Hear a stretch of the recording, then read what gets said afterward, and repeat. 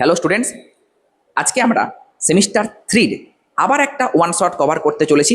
Class 12 semester 3 AC কারেন্টের one shot.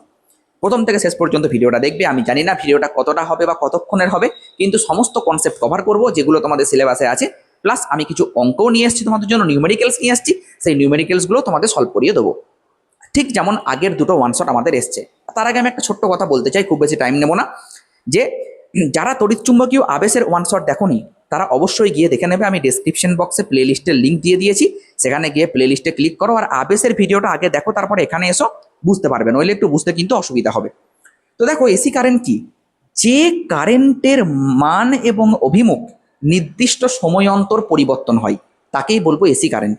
আমরা যদি একটা ডিসি কারেন্টের গ্রাফ দেখি, সময় অক্ষ আর এটা কারেন্ট অক্ষ, তাহলে তার গ্রাফ হবে এরকম।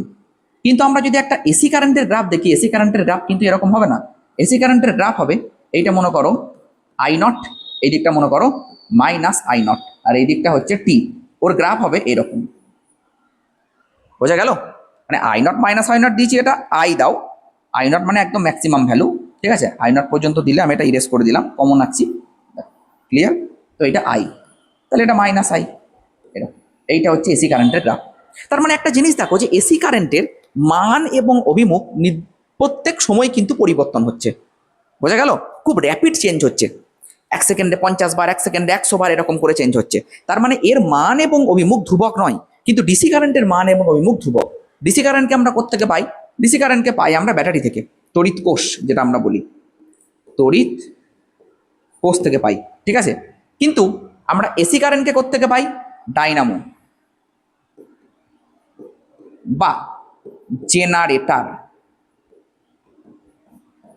ডাইনামো বা জেনারেটর থেকে আমরা এসি কারেন্টকে পাই। বলো, ক্লিয়ার? আশা করি এটুকু ক্লিয়ার তোমাদের কাছে। তাহলে এসি কারেন্ট যদি কনস্ট্যান্ট না হয়, এই গ্রাফটা নিশ্চয়ই কোনো একটা ভ্যারিয়েবল ফাংশন দিয়ে আসবে, কোনো একটা পিরিয়ডিক ফাংশন দিয়ে আসবে। তাহলে এসি কারেন্টের ভ্যালু আমি দুম করে এরকম বলে দিতে পারবো না যে কনস্ট্যান্ট। কনস্ট্যান্ট নয় তো, এ তো চেঞ্জ হচ্ছে। তাহলে এটাকে কিন্তু একটা ওয়েভের ইকুয়েশন দিয়ে লেখা যেতে পারে। কারণ তোমরা যখন ক্লাস 11-এ ওয়েভ অসিলেশন পড়েছিলে, তখন ঠিক এই রকম স্ট্রাকচার কিন্তু দেখেছিলে, ঠিক আছে? যারা পড়াশোনা করোনি, যারা শুধু টিউশন গেছো, তারাও জানবে যে এই রকম স্ট্রাকচার কিন্তু স্যার পড়িয়েছিল। তাহলে নিশ্চয়ই এখানে অসিলেশনের কোনো ব্যাপার আছে, পিরিয়ডিক মোশনের কোনো ব্যাপার আছে, ঠিক কি না? তো আমি একটা এসি কারেন্টের সমীকরণ বা এসি ভোল্টেজের সমীকরণ কি করে লিখবো সেটা আগে দেখি। দেখো, এসি ভোল্টেজকে তৈরি করে ডায়নামো বা জেনারেটর। তাহলে ডায়নামো বা জেনারেটর যদি এসি ভোল্টেজ বা এসি কারেন্ট, সরি, অঙ্কতে চলে এসেছি, এখন অঙ্ক নয়, পরে, যদি তৈরি করে তাহলে কিভাবে তৈরি হবে সেটা একটু দেখি। দেখো, আগের চ্যাপ্টারে তোমরা পড়েছিলে, যদি এইটা নর্থ পোল হয় আর এইটা সাউথ পোল হয়, তাহলে নর্থ থেকে সাউথের দিকে চৌম্বক বলরেখা যায়। আর এখানে আমি যদি একটা কয়েলকে রাখি, আর এই কয়েলটা যদি ঘোরে, কোনো এক মুহূর্তে অ্যাঙ্গেল হয়েছে থিটা। কার সঙ্গে অ্যাঙ্গেল? চৌম্বক বলরেখার সঙ্গে কয়েলটার অ্যাঙ্গেল হয়েছে থিটা। একটা কয়েলকে যদি চৌম্বক ক্ষেত্রে ঘোরাই না, তাহলে ওই কয়েলটার মধ্যে তড়িৎচালক বল আবিষ্ট হবে, ঠিক আছে? একটা আবিষ্ট তড়িৎচালক বল পাবো, আর এই আবিষ্ট তড়িৎচালক বলটাই হচ্ছে এসি কারেন্ট। বোঝা গেল? এসি কারেন্টকে ব্যাটারি দিয়ে তৈরি করা হয় না। একটা কয়েলকে আমি যদি চৌম্বক ক্ষেত্রে ঘোরাই, এটা কয়েল, এই কয়েলটাকে আমি যদি চৌম্বক ক্ষেত্রে ঘোরাই পাই পাই করে, তাহলে এর মধ্যে দিয়ে কারেন্ট ফ্লো করবে, আর এই কারেন্টটা এসি কারেন্ট। বোঝা গেল? কারণ এর মান এবং দিক পরিবর্তন হবে, যতবার ঘুরবে ততবার পরিবর্তন হবে। বোঝা গেল? বেশ, এবার আমরা ক্লাস 11-এ পড়েছিলাম, কি পড়েছিলাম? Theta is equals two omega t. Sir, এটা আবার কি? ওমেগা হচ্ছে কৌণিক বেগ, কৌণিক বেগ সমান কৌণিক সরণ বাই কৌণিক সময়। এইটা কিন্তু ভুলবে না। স্যার, ওমেগা তাহলে একক কি হবে? রেডিয়ান পার সেকেন্ড, ঠিক আছে? এইটার বিশাল কাজ আছে, কি করে বলি। আগের চ্যাপ্টারে তোমাদেরকে আমি পড়িয়েছিলাম E equals to minus D phi DT. Phi কি? ফাই হচ্ছে চৌম্বক ফ্লাক্স, আর ই কি? তড়িৎচালক বল, যেটা এসি উৎস, ঠিক আছে? এসি ভোল্টেজ, মানে এই আর কি এসির ক্ষেত্রে ব্যাটারির মতো কাজ করছে, কিন্তু ব্যাটারি তো নয়। বেশ, তাহলে ফাইয়ের জায়গায় আমি কি লিখবো? এটাও বলেছিলাম ডি ডিটি। এখানে আমি বলে দিচ্ছি ফাই ইকুয়াল টু, তোমাদেরকে আমি পড়িয়েছিলাম বি ডট এ। তাহলে B A cos theta. Sir, এটা আবার কি? এটা হচ্ছে এই যে আমি একটা লুপ নিয়েছি, এই লুপের ক্ষেত্রফল। আমি আর লুপটাকে আঁকিনি, এত কমপ্লেক্সিটিতে যাওয়ার দরকার নাই, এই লুপের ক্ষেত্রফল। হতে পারে লুপটা আয়তকার, হতে পারে লুপটা বৃত্তাকার, তখন ভাবা যাবে, এখন অত ভাবার দরকার নেই। বেশ, তাহলে D DT B A cos theta. বেশ স্যার, আবার আমরা এক্ষুনি বললাম যে D DT B A cos omega টি, কারণ থিটা সমান ওমেগা টি, একদম ঠিক বলেছো যারা বলছো। বেশ, সমান কসের ডেরিভেটিভ কি? কসের ডেরিভেটিভ হচ্ছে মাইনাস সাইন। তাহলে বি তো ইউনিফর্ম বাইরে বেরিয়ে এলো, এ তো কনস্ট্যান্ট, কসের ডেরিভেটিভ মাইনাস সাইন, তাহলে মাইনাস মাইনাস প্লাস হয়ে গেল, ওমেগা সাইন ওমেগা টি, ওমেগা সাইন ওমেগা টি। ঠিক আছে, তাহলে বি এ ওমেগা সাইন ওমেগা টি। যদি এন পাকের কুণ্ডলী হয়, এক পাকের কুণ্ডলী না হয়ে যদি এন পাকের কুণ্ডলী হয়, তাহলে কি হবে? তাহলে কিছুই না, এখানে একটা এন গুণ হয়ে যাবে, N B A omega sign omega টি। ব্যাস, এইটা হয়ে যাবে তড়িৎ চালক বল, এইটা হয়ে যাবে তড়িৎ চালক বল। আচ্ছা, এই যে গোটা টার্মটাকে তুমি দেখছো, এই গোটা টার্মটা তো কনস্ট্যান্ট। এনটা হচ্ছে পাক সংখ্যা, মানে কটা পাক থাকবে, বিটা হচ্ছে চৌম্বক ক্ষেত্র, এটা হচ্ছে ক্ষেত্রফল, ওমেগা হচ্ছে কৌণিক বেগ, এই কৌণিক বেগটাও একটা নির্দিষ্ট কৌণিক বেগ। তাহলে আমি লিখতে পারি এই সবটাকে আমি লিখতে পারি ই নট। তাহলে লিখবো কি? ই নট সাইন ওমেগা টি। বোঝা গেল?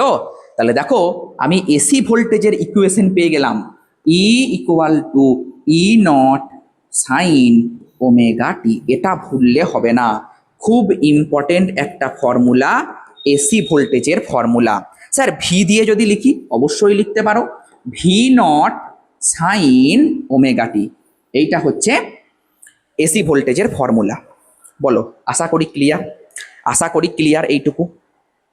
বেশ স্যার, ওই যে লুপটা ঘুরছে, ওই লুপের রোধ যদি আর হয়, যদি ওই লুপের রোধ সমান আর হয়, তাহলে আমি তো স্যার কারেন্ট পেয়ে যাব। অবশ্যই পাবে, কত পাবে স্যার? আমরা জানি ওহম বলেছে আই সমান ভি বাই আর, একদম ঠিক। তাহলে আই সমান যদি ভি বাই আর হয়, তাহলে আমি বলতে পারি যে V not by R sine omega T. তাহলে এখান থেকে পেয়ে যাব I equal to I naught sine omega T. ঠিক আছে, এইটাকে আমি অ্যানাদার কনস্ট্যান্ট আই নট ধরে নিলাম, I naught sine omega T. বেশ, তাহলে আমি এখানে লিখি I equal to I naught sine omega T. আচ্ছা স্যার, সবই বুঝলাম, কিন্তু একটা জিনিস কিছুতেই মাথায় ঢুকলো না, সেটা হচ্ছে এই ভি নট কি, আই নট কি, এরা কারা? এরা হচ্ছে ম্যাক্সিমাম ভ্যালু। মানে ওই যে আমি বলছি যে এসি কারেন্ট বা ভোল্টেজ বাড়ছে আবার কমছে, বাড়ছে আবার কমছে, তো সর্বাধিক যতটা হচ্ছে সেইটা হচ্ছে আই নট বা ভি নট। যেমন ধরো, তুমি যদি ভি নটের গ্রাফ এখানে প্লট করো, তাহলে ভি নটের গ্রাফটা কেমন হবে? এই রকম হবে, হবে তো। এইটা হচ্ছে প্লাস ভি নট, আর এইটা হচ্ছে মাইনাস ভি নট। বুঝতে পেরেছ? এগুলা হচ্ছে ম্যাক্সিমাম ভ্যালু। এই দিকটা মনে করো তুমি ভি নিলে, আর এই দিকটা মনে করো তুমি টি নিলে। আশা করি এইটুকু তোমাদের কাছে পুরোপুরি ক্লিয়ার। ঠিক আছে, বেশ। এবার এবার এবার এবার এসি কারেন্ট যখন কনস্ট্যান্ট নয়, তখন তো ভাই সমস্যা আছে। তাহলে কারেন্ট নিয়ে আমি ক্যালকুলেশন করব কি করে, ভোল্টেজ নিয়ে আমি ক্যালকুলেশন করব কি করে? তার জন্য গড় মান দরকার। আগে গড় মান দেখি কার কত হচ্ছে। গড় মান জানার আগে আমি তোমাদের একটু ওয়েভ অসিলেশন সম্পর্কে কনসেপ্ট দিই। ঠিক আছে, মনে করো, ঠিক আছে, এসি কারেন্টের গ্রাফ আমি একটা প্লট করছি, এ নাও, হবে? বেশ, একটা কমপ্লিট ওয়েভ কোনটা জানো? একটা কমপ্লিট ওয়েভ বা কমপ্লিট একটা পর্যায়কাল কতটুকুকে বলবো জানো? এখান থেকে শুরু করে এতটা, এইটা হচ্ছে একটা কমপ্লিট ওয়েভ। তাহলে এইটুকু সময়টাকে আমি কি বলবো? একটা পর্যায়কাল, একটা পর্যায়কাল। এইটুকু সময়টাকে আমি বলবো, আমি এইদিকে টাইম অ্যাক্সিস যদি নিই,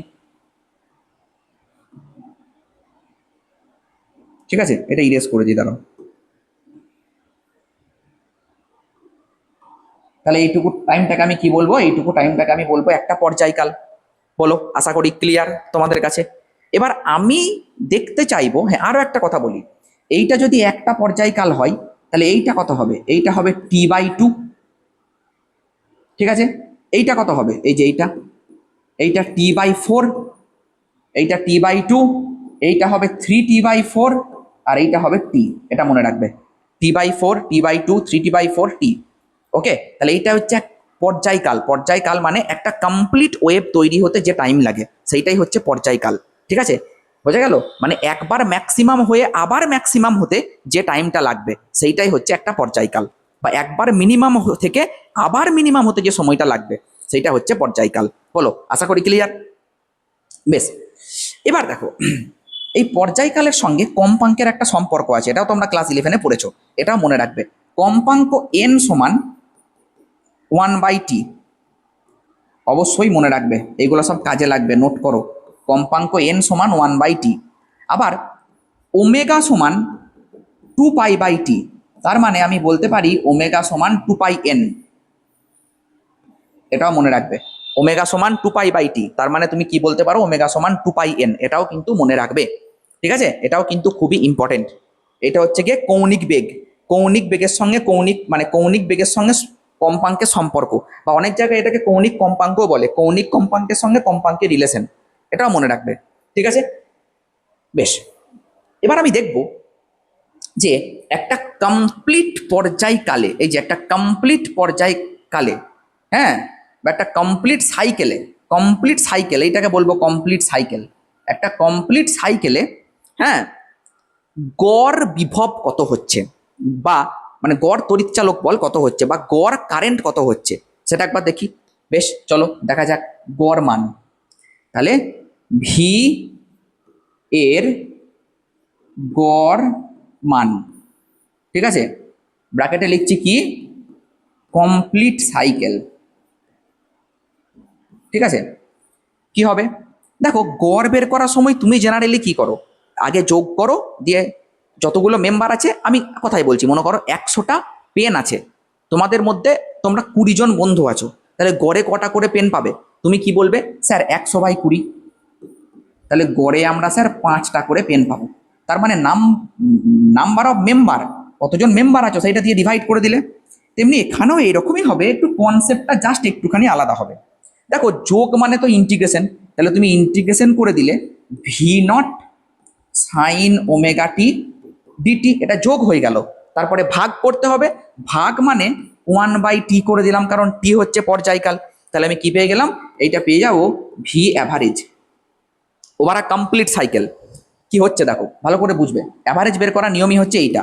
কমপ্লিট সাইকেল বলে আমি 1/t করে দিলাম। বেশ, তাহলে 1/tটাকে আমি রাখলাম, হ্যাঁ। সবগুলো কিন্তু দেখাবো না, কারণ ওয়ান শট যেহেতু নিচ্ছি, ওকে। আর এই ডিডাকশনগুলো তো করতেও হবে না, তাই বুঝে নাও, জাস্ট একটা করে বোঝাবো। বেশ, V0টাকে বাইরে বের করে দিলাম। সাইন ওমেগা টি এর ইন্টিগ্রেশন করবে তুমি। সাইন ওমেগা টি এর ইন্টিগ্রেশন কি হবে? সাইন ওমেগা টি এর ইন্টিগ্রেশন হয় minus cos omega T by omega, ঠিক আছে। সাইনের ইন্টিগ্রেশন মাইনাস কস, ওমেগা গুণ আছে, ওমেগাটাকে ভাগ করে দিলাম। ডেরিভেটিভে যেমন কনস্ট্যান্টটা গুণ হয়, ইন্টিগ্রেশনে কনস্ট্যান্টটা ভাগ হয়, তাহলে ভাগ করে দিলাম। আচ্ছা, লিমিট কোথা থেকে কত দূর? লিমিট হচ্ছে 0 থেকে t, ঠিক আছে, 0 থেকে t, আমি লিমিটটা দিতে ভুলে গেছিলাম। বলো, আশা করি ক্লিয়ার। বেশ, এবার কি লিখছি দেখো, তাহলে V0 যেমন আছে পড়ে থাকলো, t যেমন আছে পড়ে থাকলো। এই ওমেগাটাকে তুমি বাইরে বের করে দাও, এখন ওমেগাটাকে কিচ্ছু করো না, মাইনাসটাকে বাইরে বের করে দাও, কস ওমেগা টি। এবার এই জায়গাটা এসো, একটু বোঝাই জিনিসটা। দেখো, এই ওমেগা টি মানে হচ্ছে 2π/t ইন্টু টি, কারণ তোমাদেরকে আমি একটু আগেই বলে দিয়েছি ওমেগা সমান 2π/t। আশা করি এটুকু ক্লিয়ার তোমাদের কাছে। বেশ, অঙ্ক তো করবোই, অঙ্ক করার আগে আগে এইগুলোকে ক্লিয়ার করে নিতে হবে, ঠিক আছে। এবার তুমি যখন এইটাকে এখানে বসাবে, প্রথমে আপার লিমিট বসাবে, তারপরে লোয়ার লিমিট বসাবে। যখন আপার লিমিট বসাবে তখন এই টি এর জায়গায় টি বসাবে, তার মানে কত হবে? 2π/t ইন্টু টি, টি টি কেটে গেল, তাহলে 2π হবে। তাহলে আপার লিমিট যখন বসাবে তখন হবে cos 2π, আর cos 2π কত? +1, তাহলে cos 2π হলো +1। বেশ, মাইনাস দি, কারণ আপার লিমিট মাইনাস লোয়ার লিমিট, এটা হচ্ছে ইন্টিগ্রেশনের ফর্মুলা। তাহলে আপার লিমিট 1 আর লোয়ার লিমিট কত? cos 0 বসাবে, টি এর জায়গায় 0, cos 0 1, তার মানে ওভারঅল 0 হয়ে গেল উত্তর। তার মানে কি পেলে? ওভার আ কমপ্লিট সাইকেল গড় মান শূন্য, এসি ভোল্টেজেরও শূন্য, এসি কারেন্টেরও শূন্য। সেই জন্য কমপ্লিট সাইকেলে গড় মান নেওয়া হয় না। বোঝা গেল কি বললাম? তোমাকে কোশ্চেন দেবে ওভার আ কমপ্লিট সাইকেল গড় মান কত? 0। তাহলে গড় মান আমরা নেব হাফ সাইকেলে। তাহলে স্যার হাফ সাইকেলে গড় মান কি হবে? দেখা যাক হাফ সাইকেলে গড় মান কি হবে। এবার তুমি যখন হাফ সাইকেলে গড় মান নেবে তখন এখানে নেবে V average equal to 1/t নেবে না, t/2 নেব, কারণ যেহেতু হাফ সাইকেল। ওকে, ইন্টিগ্রেশন 0 থেকে t/2। Okay, sine V not sine omega T DT, যেমন ইন্টিগ্রেশন করলাম ঠিক একইভাবে তুমি ইন্টিগ্রেশন করবে। দেখবে ইন্টিগ্রেশনের যে ভ্যালুটা আসছে সেই ভ্যালুটা হবে, আমি ডাইরেক্ট লিখে দিচ্ছি, 2/π ইন্টু ভি নট। এর ভ্যালু হচ্ছে 0.637 ভি নট। এইটা তোমাকে মুখস্থ রাখতে হবে, এইটা খুব ইম্পর্টেন্ট, যে V average over half cycle. আমি লিখে দিলাম পাশে হাফ সাইকেল, এই হাফ সাইকেলটা নিয়েই আমরা কাজ করব। তাহলে হাফ সাইকেলে ভি অ্যাভারেজ কত? হাফ সাইকেলে ভি অ্যাভারেজ হচ্ছে 0.637 ভি নট। তোমাকে যদি বলে কত পার্সেন্ট, তাহলে 63.7% অফ ভি নট। ঠিক আছে, ম্যাক্সিমামের 63.7% হচ্ছে গড়। আচ্ছা, কমপ্লিট সাইকেলে কেন 0 হলো আমি সেটা তোমাদেরকে গ্রাফের মাধ্যমে বোঝাতে পারবো। দেখো, একটা কমপ্লিট সাইকেল মানে কোনটা? এইটা হচ্ছে একটা কমপ্লিট সাইকেল। তো ভাই যতটা উপরে ততটাই তো নিচে, তাহলে গড় কত হবে? গড় তো 0ই হবে, তাই না? যতটা পজিটিভ ততটাই নেগেটিভ, তাহলে গড় তো 0ই হবে। সেই জন্য 0 হয়ে যাচ্ছে বলে কমপ্লিট সাইকেলে অ্যাভারেজ না নিয়ে হাফ সাইকেলে অ্যাভারেজ নেওয়া হয়। বোঝা গেল কি বললাম? হাফ সাইকেলে অ্যাভারেজ কত হয়? 0.637 অফ ভি নট। ছাপ মুখস্থ করে নিতে হবে, কিচ্ছু করার নাই। আর যদি বলে যে আই অ্যাভারেজ হচ্ছে 0.637 অফ আই নট, এই ভ্যালু মুখস্থ রাখতে হবে, এমসিকিউতে দিতে পারে। ঠিক আছে, এই আইও যা হবে ভিও তাই হবে, শুধু আই আর ভি, শুধু ওই নোটেশনটা আলাদা, আর কিছুই না। ওকে, বলো ক্লিয়ার কিনা? একটা কারেন্ট, একটা ভোল্টেজ। বেশ, এবার আমরা দেখব রুট মিন স্কোয়ার ভ্যালু কি হবে। কি? Root mean square, root mean square এই ভ্যালুটা কি হবে? স্যার এটা আবার কি? দেখো এটা কি, V R M S that is equals to root under, okay, V square তার বার। স্যার জিনিসটা কিরকম ব্যাপারটা বুঝলাম না, জিনিসটা কিরকম ব্যাপারটা বুঝলাম না, বলি। দেখো, রুট মিন স্কোয়ার, এটাকে তুমি এইভাবে ভাবো, স্কোয়ার মিন রুট, স্কোয়ার মিন রুট উল্টে দাও, ভি স্কোয়ার তার মিন, এটা মিনের সাইন, তার রুট, মিন মানে অ্যাভারেজ। বুঝতে পেরেছো? স্যার এই জিনিসটা কি বলি, মনে করো একটা রোধের মধ্যে দিয়ে কারেন্ট যাচ্ছে, এসি কারেন্ট, এসি কারেন্ট যাচ্ছে। ঠিক আছে, তো এই এসি কারেন্টটা, ধরুন আমি টাইম বেঁধে দিয়েছি, এই এসি কারেন্টটা 1 মিনিটে এখানে যে তাপ উৎপন্ন করবে, সেই তাপ উৎপন্ন করতে যত ভোল্ট ডিসি লাগবে সেইটাই হচ্ছে আরএমএস। বই থেকে একবার সংজ্ঞাটা পড়ে নেবে, বা গুগল সার্চ করে, চ্যাট জিপিটি সার্চ করে, জেমিনাই সার্চ করে সংজ্ঞাটা একবার পড়ে নেবে। আবার বলে দিচ্ছি, শুনে নাও। এই রোধের মধ্যে দিয়ে যখন এসি কারেন্ট যাচ্ছে, আমি যদি 1 মিনিট সময় নিই বা 5 মিনিট সময় নিই, যা নেবে নাও, ওই সময়ে, ঠিক আছে, যতটা হিট উৎপন্ন হচ্ছে সেই পরিমাণ হিট উৎপন্ন করতে যে পরিমাণ ডিসি কারেন্ট লাগবে, সেই ডিসি কারেন্টকেই আমি বলবো, সেই ডিসি কারেন্টের ভ্যালুটাকে, সেই ভ্যালুটাকেই আমি বলবো আরএমএস মান of AC, RMS value of AC. বলো, আশা করি ক্লিয়ার? বেশ, তাহলে এইখানে কি হবে? দেখো, তুমি ভি স্কোয়ার মিন সেটা কি বের করেছো? ভি স্কোয়ার মিন কিন্তু আমরা বের করিনি। তাহলে দেখি, প্রথমে আমরা ভি স্কোয়ার নেব, তারপরে মিন নেব, তারপরে রুট নেব। দেখা যাক, আগে ভি স্কোয়ার মিনটা বের করি। কি হবে দেখো, স্যার ভি স্কোয়ার মিন মানে, ভি স্কোয়ার তো দিলাম, ঠিক আছে, নো প্রবলেম। বেশ, ভি স্কোয়ার তার মিন, তোমাদেরকে মিন করা শিখিয়েছি, 1/t over a complete cycle নেব, 0 to T, V not A square sine square omega T into DT.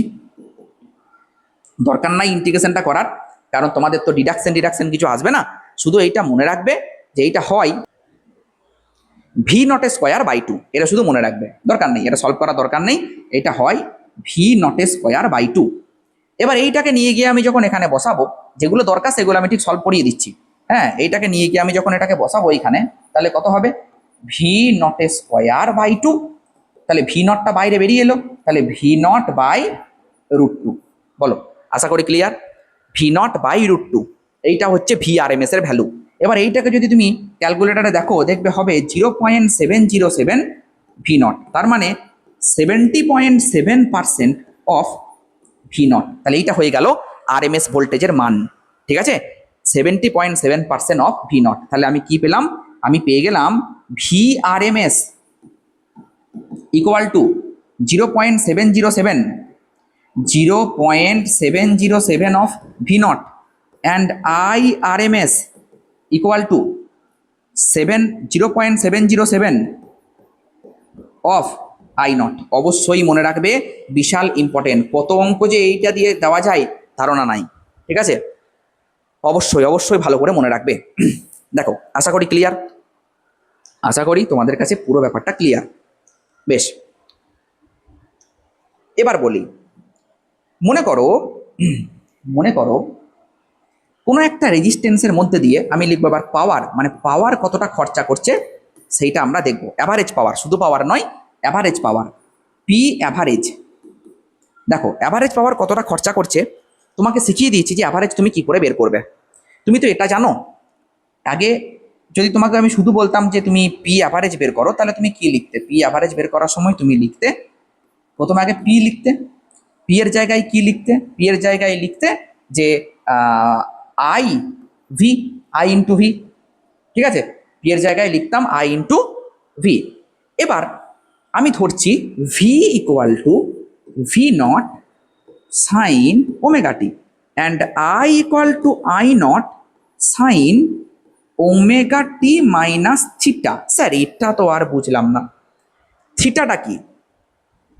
থিটাটা হচ্ছে phase difference.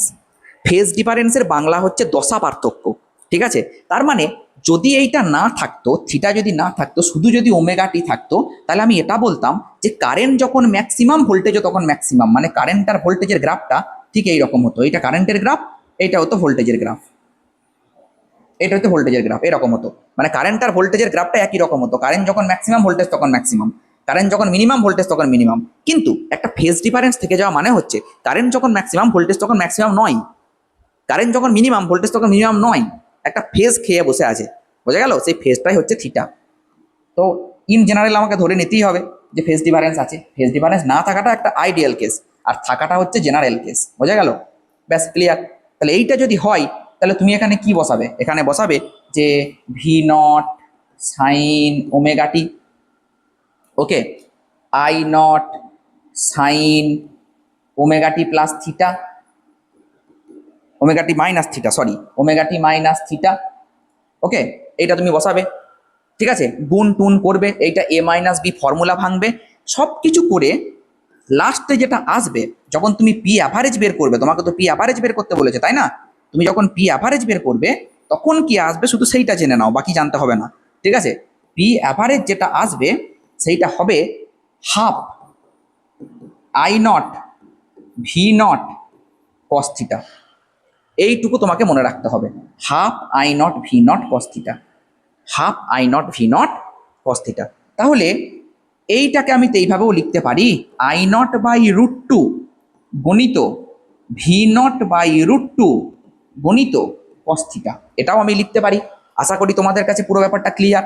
I not by root two মানে হচ্ছে আই আর এম এস, আর V not by root two মানে হচ্ছে V R M S into cos theta. তাহলে এইটাও average পাওয়ারের formula, আবার এইটাও অ্যাভারেজ পাওয়ারের ফর্মুলা। এই দুটো অ্যাভারেজ পাওয়ারের ফর্মুলা অবশ্যই মুখস্থ রাখবে। ক্ষমতার ফর্মুলা মানে কোনো একটা রোধের মধ্যে দিয়ে যদি এসি কারেন্ট যায়, তাহলে এই ক্ষমতা ব্যয় করবে, ঠিক আছে, মানে এতটা হিট উৎপন্ন হবে, এই ক্ষমতা ব্যয় করবে। বলো, আশা করি ক্লিয়ার তোমাদের কাছে ব্যাপারটা, মানে 1 সেকেন্ডে এতটা হিট উৎপন্ন হবে, তার মানে শক্তি ব্যয়। স্যার সবই বুঝলাম, তাহলে কস থিটাটার কি নাম দেব? এই কস থিটাটাকে বলা হয় ক্ষমতা গুণক, ক্ষমতা গুণক, মনে রাখবে। এই কস থিটাটা কি? কারেন্ট আর ভোল্টেজের মধ্যে ফেজ ডিফারেন্স বা দশা পার্থক্য, আর এর নাম হচ্ছে ক্ষমতা গুণক। বলো, আশা করি ক্লিয়ার, আশা করি পুরো ব্যাপারটা তোমাদের কাছে ক্লিয়ার। তাহলে আমরা আবার দুটো ইম্পর্টেন্ট ফর্মুলা কিন্তু এখান থেকে জেনে গেলাম, এই একটা ইম্পর্টেন্ট ফর্মুলা, এই একটা ইম্পর্টেন্ট ফর্মুলা। বেশ, এবার আমি একটা খুব ইম্পর্টেন্ট দুটো জিনিস বলছি, নোট করবে খাতায়। যদি তোমাকে বলে সাইন সাইন ওমেগা টি এর অ্যাভারেজ কত, 0। যদি তোমাকে বলে কস ওমেগা টি অ্যাভারেজ কত, 0। যদি তোমাকে বলে সাইন স্কোয়ার ওমেগা টি এর অ্যাভারেজ কত, হাফ। ওকে, আর যদি বলে কস স্কোয়ার ওমেগা টি এর অ্যাভারেজ কত, হাফ। এই কটা মুখস্থ রাখবে, এটা কাজে লাগবে অঙ্ক করার সময়, ঠিক আছে। অ্যাভারেজ মানে বলে দিচ্ছি তোমাদেরকে, আমি শিখিয়ে দিচ্ছি অ্যাভারেজ কি করে বের করবে। তুমি যদি ইন্টিগ্রেশন 1/t নাও, sign square omega T DT নাও, 0 থেকে টি পর্যন্ত ইন্টিগ্রেশন করো, তাহলে হাফ উত্তর আসবে, ঠিক আছে। তুমি যদি কস স্কোয়ার ওমেগা টি নাও তাহলেও হাফ আসবে, আর সাইন ওমেগা টি নিলে 0 আসবে। তোমাকে আমি একটু আগেই তো দেখালাম সাইন ওমেগা টি 0 আসছে, V naught sine omega T, V not তো বেরিয়ে পালিয়ে এসেছিল, ভি নট নিয়ে তো কোনো কাজ নেই। সাইন ওমেগা টির ইন্টিগ্রেশন কত হলো, সেই 0ই তো হয়েছিল না। তাহলে একটা কমপ্লিট সাইকেলে সাইন ওমেগা টি কস ওমেগা টি যদি থাকে, যদি স্কোয়ার না থাকে তাহলে 0, আর যদি স্কোয়ার থাকে তাহলে হাফ হবে। বলো, আশা করি ক্লিয়ার, আশা করি পুরো ব্যাপারটা তোমাদের কাছে ক্লিয়ার। বেশ, এইবার দেখো দেখো কি বলছি। এবার আমরা দেখব যে বিভিন্ন ধরনের সার্কিটে ক্ষমতা ব্যয় কত হচ্ছে, কারেন্ট কত, ভোল্টেজ কত, এটসেট্রা এটসেট্রা। প্রথমে আমরা পড়ব বিশুদ্ধ রোধক বর্তনী।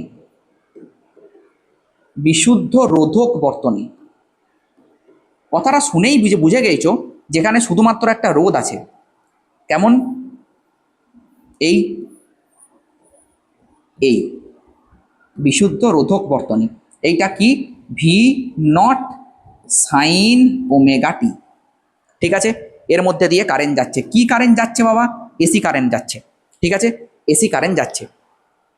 বেশ, তাহলে আমি কি লিখবো, V equal to V not sine omega T and I equal to V by R, তার মানে V not by R sine omega T.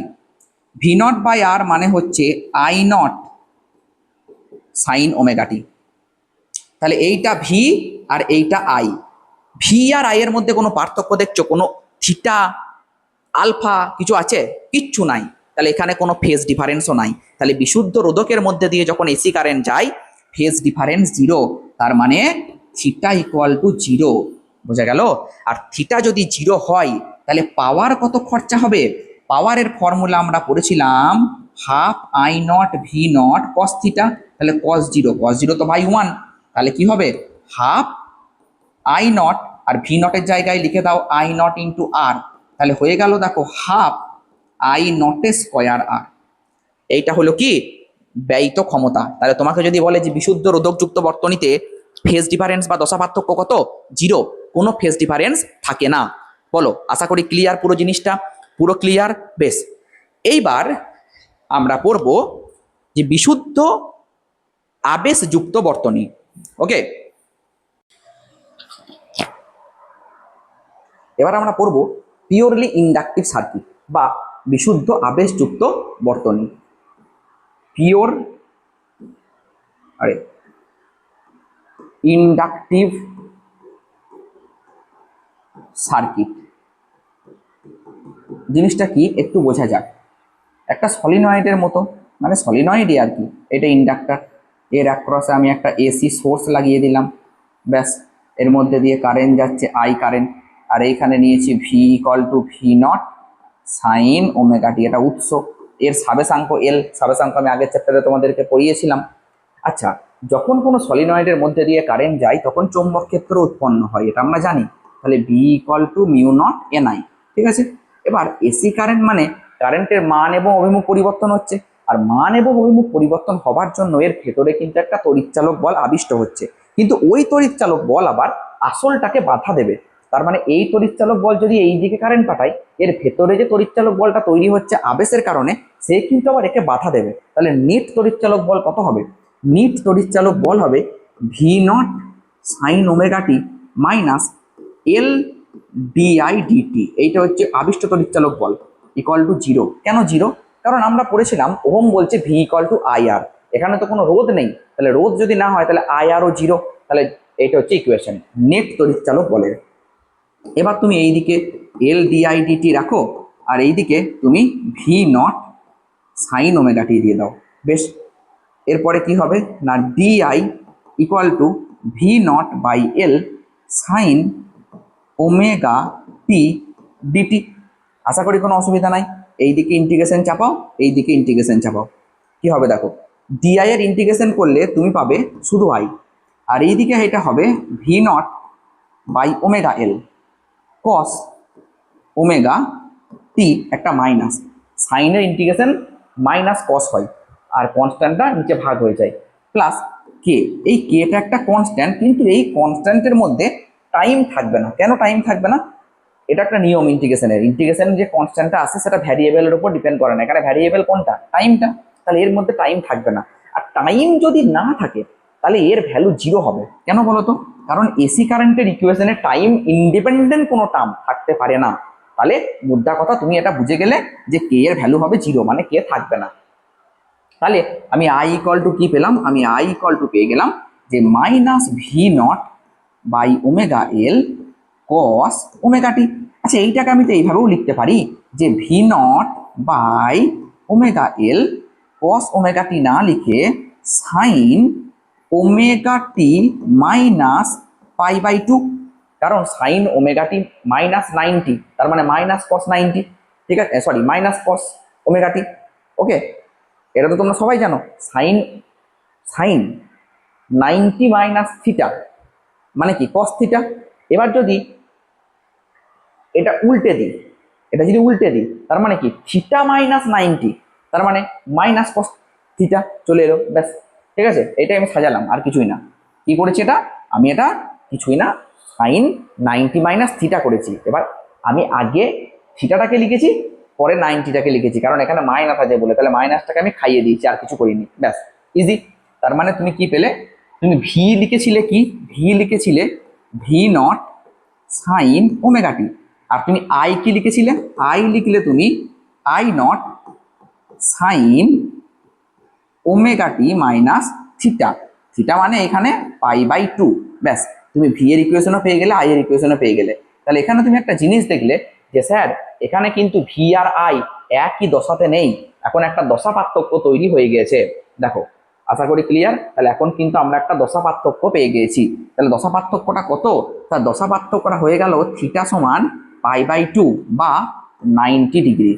ঠিক আছে, এইটা হচ্ছে দশা পার্থক্য। ওকে, বলো, আশা করি ক্লিয়ার। তাহলে যদি তোমাকে বলে যে পিওরলি ইন্ডাকটিভ সার্কিট বা বিশুদ্ধ আবেশযুক্ত বর্তনীতে কে এগিয়ে থাকে কে পিছিয়ে থাকে, তুমি কি বলবে?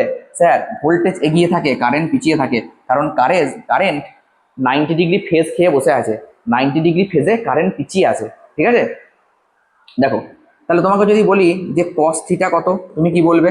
যে কস পাই বাই টু, আর কস পাই বাই টু মানে জিরো। তাহলে এখানে ক্ষমতা গুণক, এটা কি বলি? এটা আমরা বলি ক্ষমতা গুণক।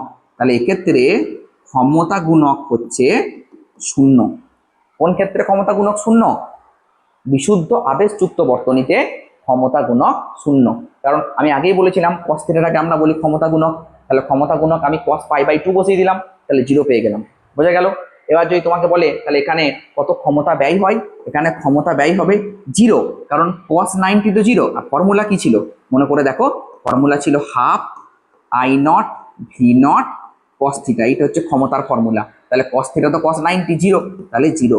তাহলে এইখানে কোনো ক্ষমতা ব্যয় হয় না। তাহলে এই ধরনের কারেন্টকে বলা হয় ওয়াটলেস কারেন্ট। কি কারেন্ট? Wattles current.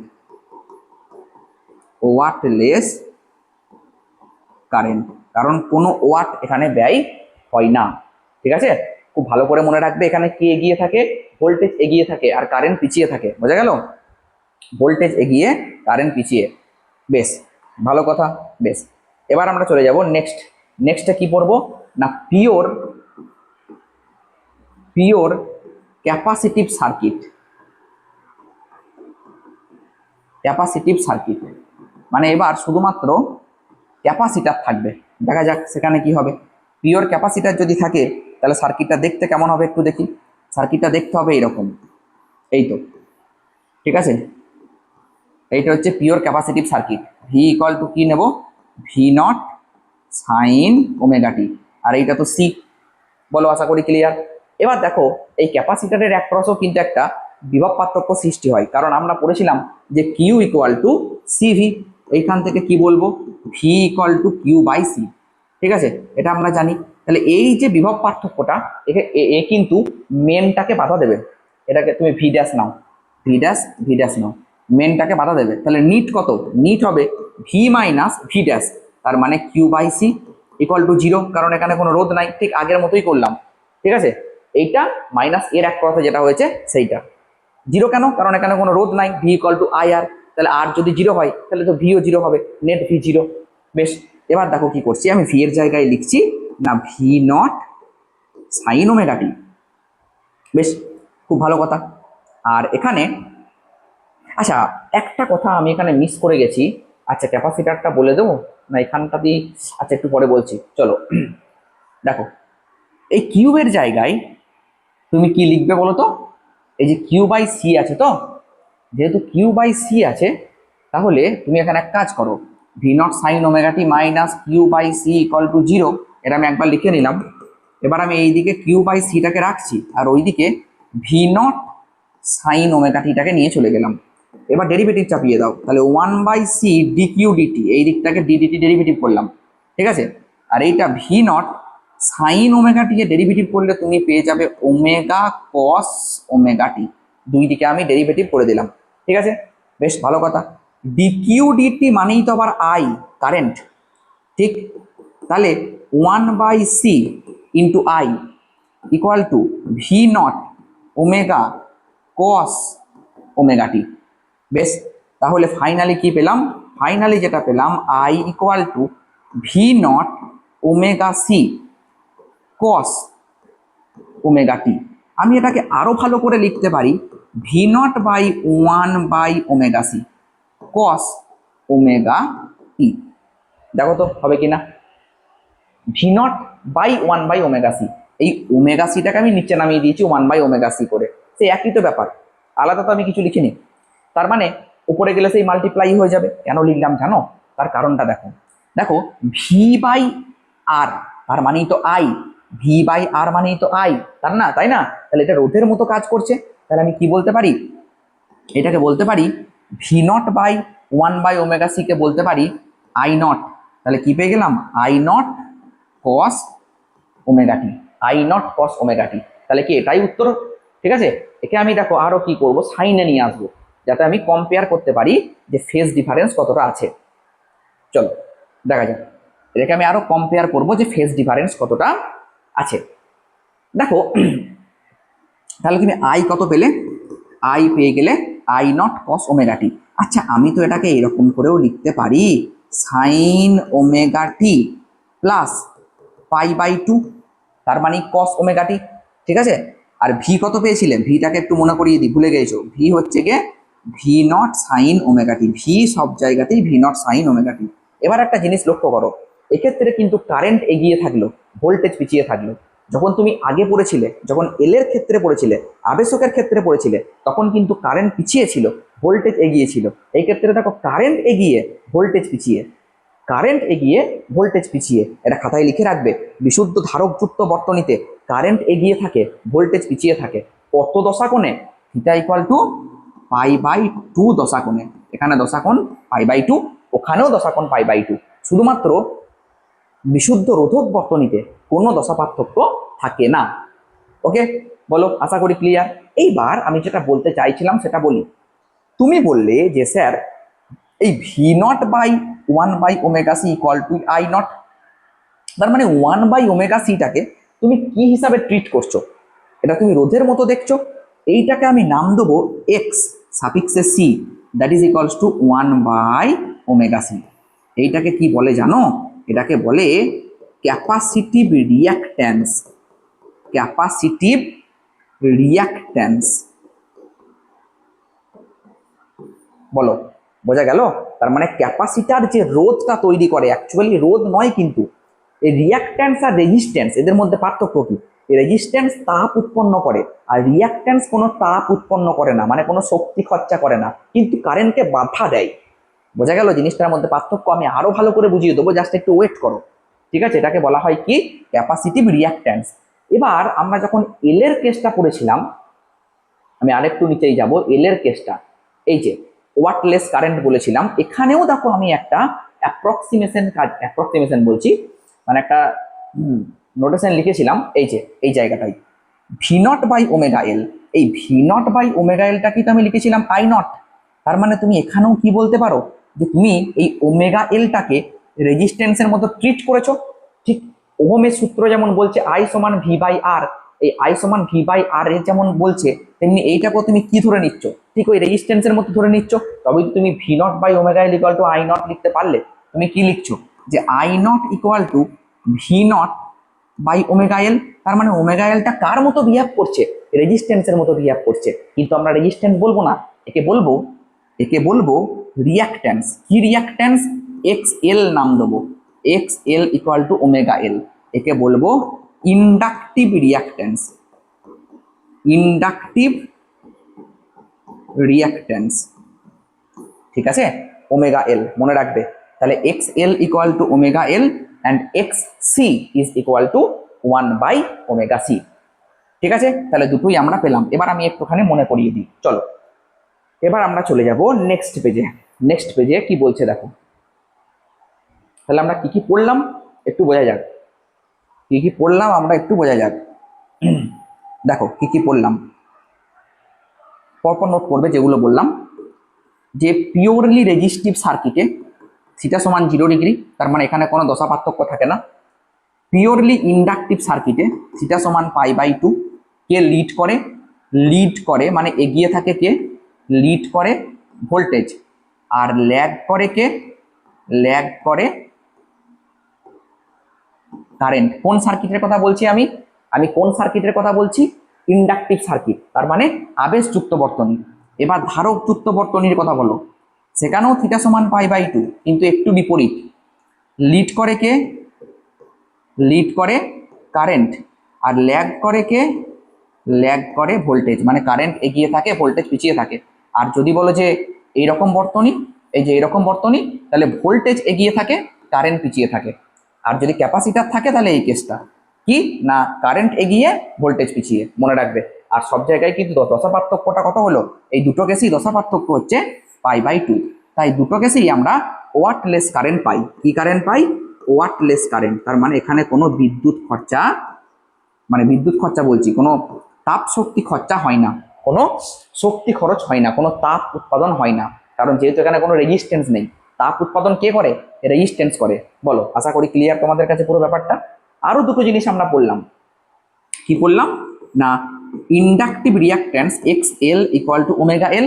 ওমেগা সমান আবার আমি তোমাদেরকে প্রথমেই বলে দিয়েছি 2 পাই এফ এল। কোথাও এফ লেখা হয়, কোথাও এন লেখা হয়, কম্পাঙ্ক। ওমেগা সমান 2 পাই এফ, এফ হচ্ছে কম্পাঙ্ক, তাহলে 2 পাই এফ এল, এটাও একটা ফর্মুলা মনে রাখবে। আবার বললাম এক্স সাফিক্সে সি, যেটাকে বলছি আমরা ক্যাপাসিটিভ রিয়াক্ট্যান্স, সেইটা কি পড়েছি না 1 বাই ওমেগা সি। তার মানে 1/2 পাই এফ ইন্টু সি, এটাও কিন্তু আমরা পড়ে ফেলেছি। বলো, আশা করি ক্লিয়ার এই পুরো ব্যাপারটা? আশা করি পুরো ব্যাপারটা তোমাদের কাছে ক্লিয়ার। এই সমস্ত জিনিসগুলো তোমাকে মনে রাখতে হবে। ঠিক আছে, তাহলে আমরা কি কি কোন কোন সার্কিট পড়লাম? পিওরলি আর, পিওরলি এল, পিওরলি সি, এই তিনটে সার্কিট আমরা পড়ে ফেলেছি। এইবার কোশ্চেন হচ্ছে যে এই যে স্যার আমরা রিয়াক্টেন্স পড়লাম আর রেজিস্ট্যান্স পড়লাম, তাহলে দুটোর মধ্যে পার্থক্য কি দাঁড়ালো? মুদ্রা কথা, রেজিস্ট্যান্স মানে হচ্ছে যেখানে হিট উৎপন্ন হবে, তাপ উৎপন্ন হবে, কিন্তু রিয়াক্ট্যান্স বাধা দেবে কিন্তু হিট জেনারেট করবে না। মনে করো তুমি একটা রাস্তা দিয়ে যাচ্ছ, ভালো করে বুঝবে আমার কথাটা, তুমি একটা রাস্তা দিয়ে যাচ্ছ, এবার রাস্তাটায় অনেক গর্ত আছে। ঠিক আছে, তাহলে এই গর্তগুলো হচ্ছে রেজিস্ট্যান্স বা রোধ। সে কি করছে? তুমি বারবার গর্তই পড়ে যাচ্ছ, তোমার শক্তি নষ্ট হচ্ছে, তুমি আস্তে আস্তে যাচ্ছ, তাহলে এইটা হচ্ছে রোধ। এবার রাস্তা দিয়ে তুমি যাচ্ছ, ট্রাফিক সিগন্যাল আছে, ট্রাফিক সিগন্যাল কি করছে? তোমাকে দাঁড় করিয়ে দিচ্ছে। এইটা হচ্ছে রিয়াক্ট্যান্স। রিয়াক্ট্যান্সকে বাংলায় বলে প্রতিঘাত। প্রতিঘাত, ঠিক আছে, বোঝা গেল কি বললাম? তাহলে গর্তগুলো হচ্ছে কি রোধ, আর ট্রাফিক সিগন্যাল এইগুলো হচ্ছে রিয়াক্ট্যান্স বা প্রতিঘাত। তাহলে ট্রাফিক সিগন্যালটা কিন্তু রাস্তার মধ্যে নেই, কিন্তু হ্যাঁ তোমাকে দাঁড় করিয়ে দিচ্ছে, তোমার বেশি শক্তি খরচা করাচ্ছে না, কিন্তু কি তোমাকে দাঁড় করিয়ে দিচ্ছে। তেমনি এই রিয়াক্ট্যান্সও তাই, এটা বাস্তবে তাপ উৎপন্ন করে না, অত হিট জেনারেশন করে না, কিন্তু অন্য প্রকারে কারেন্টকে স্লো করে দেয়, কারেন্টকে বাধা দেয়। ঠিক আছে, কেন দেয় সেটা আমি তোমাকে পরে বলছি। বোঝা গেল? এবার জিনিসটা বোঝাতে পারলাম? তাহলে এ কিন্তু তাপ উৎপন্ন করে না। তাহলে ট্রাফিক সিগন্যাল রিয়াক্ট্যান্স, আর রাস্তায় খানাখন্দ রেজিস্ট্যান্স। ঠিক আছে, বেশ, এটা মনে রাখবে। ওকে, এবার দেখো, এবার আমরা পড়বো এলআর সার্কিট। এলআর, আমরা শুধু এল পড়লাম, শুধু আর পড়লাম, শুধু সি পড়লাম। এবার আমরা পড়বো এলআর সার্কিট। দেখো এলআর সার্কিট কি জিনিস, তার মানে একটা এল থাকবে, একটা আর থাকবে, এইখানে আমি দিয়ে দিলাম একটা এসি সোর্স। তো ভি ইকুয়াল টু তুমি কি বলবে, V naught sine omega T. ওকে, এইটা আর এইটা এল। কি জানবো এখান থেকে আমরা, যে একটা এলআর সার্কিটের মোট রোধ কত। ঠিক আছে, শুধু এইটুকুই আমরা জানবো, মোট রোধ কত আর দশা পার্থক্য কত হচ্ছে। বিশাল কিছু ক্যালকুলেশন করবো না, জাস্ট শর্টকাটে বোঝাবো, তোমরা ওইটুকুই বুঝবে, ওইখান থেকেই কোশ্চেন আসবে। ওকে, তো চলো দেখো, এলআর সার্কিট যখন তুমি পড়ছো, তুমি বলছো যে স্যার এখানে রেজিস্ট্যান্সও আছে আবার রিয়াক্ট্যান্সও আছে। সরি, আমি উল্টো করে দিয়েছি তো, ছি ছি ছি ছি, দেখছো, এইটা হবে এল আর এইটা হবে আর, তার মানে রেজিস্ট্যান্স রিয়াক্ট্যান্স দুই আছে। যদি এই রকম থাকে, তোমাকে একটা প্রতিরোধ ট্রায়াঙ্গেল আঁকতে হবে, এটাকে বলা হয় প্রতিরোধ ত্রিভুজ। এইটাকে থিটা নেবে, ত্রিভুজটা আঁকা শিখে নাও। এইখানে সব সময় আর নেবে, মানে ভূমিটাকে সব সময় রোধ ধরবে, আর এই যে লম্ব, লম্বটাকে তুমি যেটা এক্সট্রা পড়ে থাকবে সেইটা ধরবে। এইটা যদি রোধ হয় তাহলে এইটা হবে রিয়াক্ট্যান্স এক্স এল। তাহলে এইটা কত হবে, আর স্কয়ার প্লাস এক্স এল তার স্কয়ার। এইটাকে আমরা বলি জেড। স্যার জেড কি? জেড হচ্ছে আসলে প্রতিরোধ। স্যার প্রতিরোধটা তো বুঝলাম না। ওই যে বললাম তুমি রাস্তা দিয়ে যাচ্ছ, ওই যে রাস্তায় যে গাড্ডাগুলো আছে, যে খানাখন্দগুলো আছে, সেগুলা রোধ। আর ট্রাফিক সিগন্যাল কি? রিয়াক্ট্যান্স। আর এই দুজনা যখন মিলে যায়, এই দুজনাকে যোগ করে দিলে আমরা পাবো প্রতিরোধ, যাকে আমরা ইংরাজিতে বলবো ইম্পিডেন্স। ঠিক আছে, তাহলে এই জেড হচ্ছে কি, এই জেড হচ্ছে ইম্পিডেন্স, ইম্পিডেন্স বা প্রতিরোধ। তাহলে তুমি জেড পেয়ে গেলে। তাহলে জেডকে তুমি আরও ভেঙে লিখতে পারো, কি করে লিখবে, আর স্কয়ার প্লাস ওমেগা স্কয়ার এল স্কয়ার। এইটা হচ্ছে জেডের ফর্মুলা। স্যার এখানে ফেজ ডিফারেন্স থাকে না? অবশ্যই এখানে ফেজ ডিফারেন্স থাকে। ফেজ ডিফারেন্স হচ্ছে থিটা। তাহলে ট্যান থিটা কত গো? ট্যান থিটা দেখো হয়ে যাবে লম্ব বাই ভূমি। তাহলে লম্ব কত? লম্ব হচ্ছে এক্স এল, আর ভূমি কত? আর। তাহলে এক্স এল বাই আর, বা ওমেগা এল বাই আর। এইটা হচ্ছে ফেজ ডিফারেন্স। এখান থেকে তুমি থিটা বের করে নিতে পারবে। স্যার এখানে ক্ষমতা গুণক কত? ক্ষমতা গুণক মানে তো কস থিটা। তাহলে কস থিটা তুমিই দেখো না, কস থিটা হচ্ছে ভূমি বাই অতিভুজ। ভূমি কত? ভূমি হচ্ছে আর, অতিভুজ হচ্ছে জেড। তাহলে এইটা হচ্ছে কস থিটা। সব থেকে ইম্পর্টেন্ট যেটা, সেটা হচ্ছে এখানে তোমাকে জেড মনে রাখতে হবে। জেডটাকে আমি কি বলেছি? প্রতিরোধ বা ইম্পিডেন্স। ওকে, আশা করি ক্লিয়ার।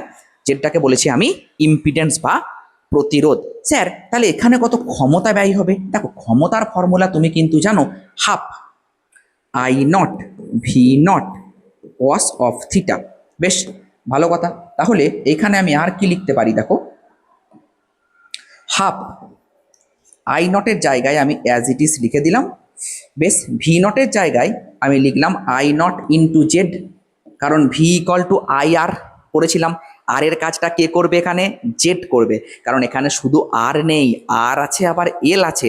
তাহলে দুজনের কন্ট্রিবিউশনটাই মনে রাখতে হবে। বোঝা গেল? তাহলে এখানে জেড নেব, আর cos theta is equals to R by Z. তাহলে জেড জেড তুমি কেটে দাও, তাহলে পেয়ে গেলে half I nought square R. তাহলে দেখো ক্ষমতাটা কার জন্য ব্যয় হচ্ছে? সে আদতে কেটে কুটে ক্ষমতাটা ব্যয় হচ্ছে কিন্তু আর এর জন্যই। বোঝা গেল? খুব ভালো করে নোট করে রাখবে, এখান থেকে কিন্তু কোশ্চেন হবে। ওকে, এখান থেকে কিন্তু কোশ্চেন হবে, খুব ভালো করে নোট করে রাখবে। এবার দেখো, এবার আমরা পড়ব সিআর সার্কিট। এলআর হলো এবার সিআর। সিআর সার্কিট দেখো, তার মানে এইটা আর আছে, এইটা সি আছে, আর এবং সি, বেশ। আর এইখানে আমি একটা এসি সোর্স দিয়ে দিয়েছি, ডান। তাহলে এইটা তো ভাই V equal to V not sine omega T, একে নিয়ে কোনো চাপ নেই। তাহলে আমাকে আবার এখানে ট্রায়াঙ্গেল একটা ড্র করতে হবে। তাহলে ট্রায়াঙ্গেলটা দেখো আমি ড্র করে দিয়েছি, এইটা হচ্ছে ট্রায়াঙ্গেল। তাহলে নিচেরটা সবসময় কি নিতে বলেছি, আর। এইখানটা নিশ্চয়ই কি হবে, এক্স সাফিক্সে সি। আর এইটা কি, Z equal to root under R square plus X C তার স্কোয়ার। তাহলে জেড ইকুয়াল টু হবে কি, তাহলে জেড ইকুয়াল টু হবে root under R square plus 1/ওমেগা স্কোয়ার সি স্কোয়ার। এইটা হচ্ছে জেড। জেডটাকে আমরা কি বলবো, জেডটাকে আমি বলবো ইম্পিডেন্স বা প্রতিরোধ। ইম্পিডেন্স, জেডটাকে বলবো আমরা ইম্পিডেন্স। বলো, আশা করি তোমাদের কাছে পুরো ব্যাপারটা ক্লিয়ার, ডান। দেখো বেশ, এবার তোমাদেরকে যদি বলে যে এই থিটাটা কত, ফেজ ডিফারেন্স কত হবে বা দশা পার্থক্য কত হবে কারেন্টের সঙ্গে ভোল্টেজের, তুমি কি বলবে যে দশা পার্থক্য হবে sir tan theta equal to, হ্যাঁ,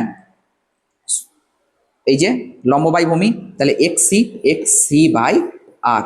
এক্স সি মানে তো 1/ওমেগা সি, তাহলে 1/ওমেগা সি আর হলো। আচ্ছা স্যার, বুঝলাম। এবার কস থিটা কত হবে, কস থিটা মানে ক্ষমতা গুণক বলে ফেলো। তাহলে কস থিটা হবে, দেখো, ভূমি বাই অতিভুজ, তার মানে আর বাই জেড, এইটা হবে কস থিটা। ভূমি বাই অতিভুজ, মনে রাখবে, আর বাই জেড।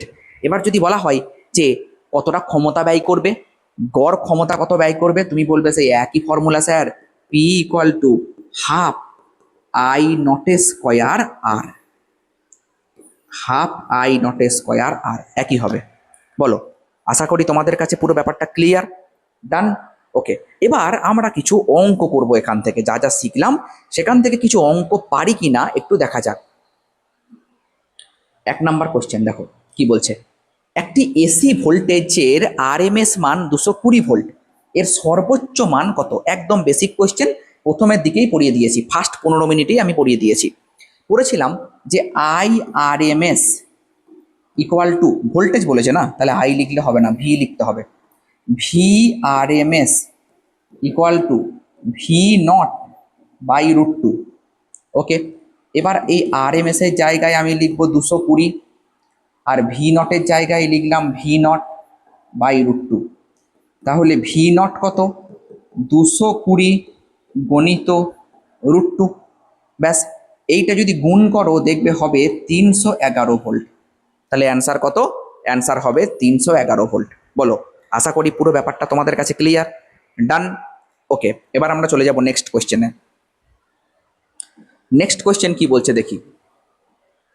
নেক্সট কোশ্চেন বলছে একটি এসি ফ্রিকোয়েন্সি 50 হার্জ হলে কৌণিক কম্পাঙ্ক কত হবে? তোমাদেরকে আমি বলেই দিয়েছি, প্রথমেই পড়ানোর সময় এই জিনিসগুলো ক্লিয়ার করে দিয়েছি যে ওমেগা সমান 2πf। তো তোমাকে এফ বলে দিয়েছে, তাহলে ওমেগা কত, 2π গণিত 50, তার মানে 100 পাই। তাহলে দেখে নাও উত্তর কত, 100 পাই রেডিয়ান পার সেকেন্ড। ঠিক আছে, তাহলে এই ফর্মুলা তোমাকে কিন্তু মনে রাখতে হবে, বেসিক কোশ্চেন, একদম চাপের কিছু নেই, পুরো কনসেপ্ট ক্লিয়ার হয়ে যাবে। দেখো, একটি বিশুদ্ধ রোধ এর রোধ হচ্ছে 100 ওহম, এর মধ্যে দিয়ে 2 অ্যাম্পিয়ার আরএমএস তড়িৎ প্রবাহিত হলে গড় শক্তি কত? বেশ, গড় শক্তি জানতে চেয়েছে, বিশুদ্ধ রোধ বলেছে। আমরা এক্ষুনি বললাম বিশুদ্ধ রোধ যদি হয় তাহলে P equal to half I nought square R. আশা করি তোমার কাছে পুরো ব্যাপারটা ক্লিয়ার। কিন্তু এখানে আরএমএস কারেন্ট বলেছে, তো বলুক না, চাপ কি আছে, আমি এটাকে আরএমএস বানিয়ে নেবো। এর মানে কি, আই নট বাই √2 তার স্কোয়ার, এই দুইটাকে ভেতরে ঢুকিয়ে দিলাম, ইন্টু আর। তার মানেই তো I R M S square into R, I R M S square into R. I R M S বলা আছে 2 অ্যাম্পিয়ার, তাহলে কত হবে, 2 স্কোয়ার 4, আর কত 100, তার মানে 400 ওয়াট। 400 ওয়াট হবে উত্তর। দেখো, আশা করি ক্লিয়ার, 400 ওয়াট হবে অ্যান্সার। নেক্সট কোয়েশ্চেন, একটি 50 ওহম রোধকে 100 ভোল্ট আরএমএস এসি উৎসের সঙ্গে যুক্ত করা হয়েছে। বেশ, আরএমএস তড়িৎ কত হবে? ভালো কোশ্চেন। আরএমএস তড়িৎ কত হবে, মানে আরএমএস কারেন্ট কত হবে? Easy question. আরএমএস কারেন্ট মানে আইআরএমএস, আর 100 ভোল্ট আরএমএস সেটাও বলা আছে। তাহলে আইআরএমএস ইকুয়াল টু আই সমান ভি বাই আর, তাহলে V RMS by R, V RMS সেটাও বলা আছে 100 ডিভাইডেড বাই 50, তাহলে 50 2 100 অর্থাৎ 2 অ্যাম্পিয়ার। বলো, আশা করি ক্লিয়ার। দেখো 2 অ্যাম্পিয়ার, তাহলে অ্যান্সার হয়ে গেল। যখন তুমি এখানে আরএমএস দেবে, এখানেও আরএমএস দিতে হবে। আর এখানে যখন তুমি আই নট দেবে, হয়তো দিলে আই নট, তাহলে এখানেও তোমাকে ভি নট দিতে হবে, ভি নট বাই আর। তুমি যেখানে যা দেবে তার করেসপন্ডিং ডান দিকে তোমাকে লিখতে হবে। বলো, আশা করি ক্লিয়ার। নেক্সট কোশ্চেনে দেখো কি হবে। একটি এসি উৎসের পিক কারেন্ট 10 অ্যাম্পিয়ার হলে আরএমএস কারেন্ট কত? পিক কারেন্ট, তার মানে পিক কারেন্ট হচ্ছে I not, I not equal to √2 into I R M S. তাহলে √2 into I R M S কত? 10। তাহলে উত্তর হয়ে গেল 10√2। 10√2 মানে কত হবে? 10√2 হবে 14.14, এইটা হবে। কেন বলো তো? 10 ইন্টু √2 ভ্যালু 1.414, তাহলে 14.14 এত অ্যাম্পিয়ার।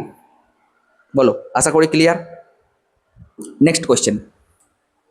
একটি এসি উৎসের সমীকরণ তোমাকে বলে দিয়েছে ভি ইকুয়াল টু 200 সাইন 100 পাইটি, এর ফ্রিকুয়েন্সি কত, মানে কম্পাঙ্ক কত? ফ্রিকুয়েন্সি মানে হচ্ছে কম্পাঙ্ক, তাহলে কম্পাঙ্ক কত হবে? দেখো, তুমি প্রথমেই লিখে নেবে V equal to V not sine omega T. তাহলে ওমেগা কত? ওমেগা ইকুয়াল টু 100 পাই, মানে টিটাকে বাদ দিয়ে যেটা হবে, তাহলে omega equal to 100 into pi. আবার আমরা জানি ওমেগা সমান 2 pi F, 2 pi F equal to তাহলে হবে 100 পাই, হবে কি না বলো?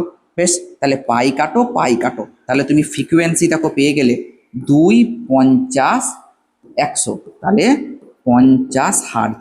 বেশ, ডান। বলো, আশা করি ক্লিয়ার। আশা করি পুরো ব্যাপারটা তোমাদের কাছে ক্লিয়ার। এইরকম কোশ্চেন কিন্তু দেবে, আর তোমাকে তখন কম্পেয়ার করে আনতে হবে। এখান থেকে তোমাকে আরও একটা জিনিস জানতে চাইতে পারতো এক্সামিনার, কি বলবে না আই নট কত।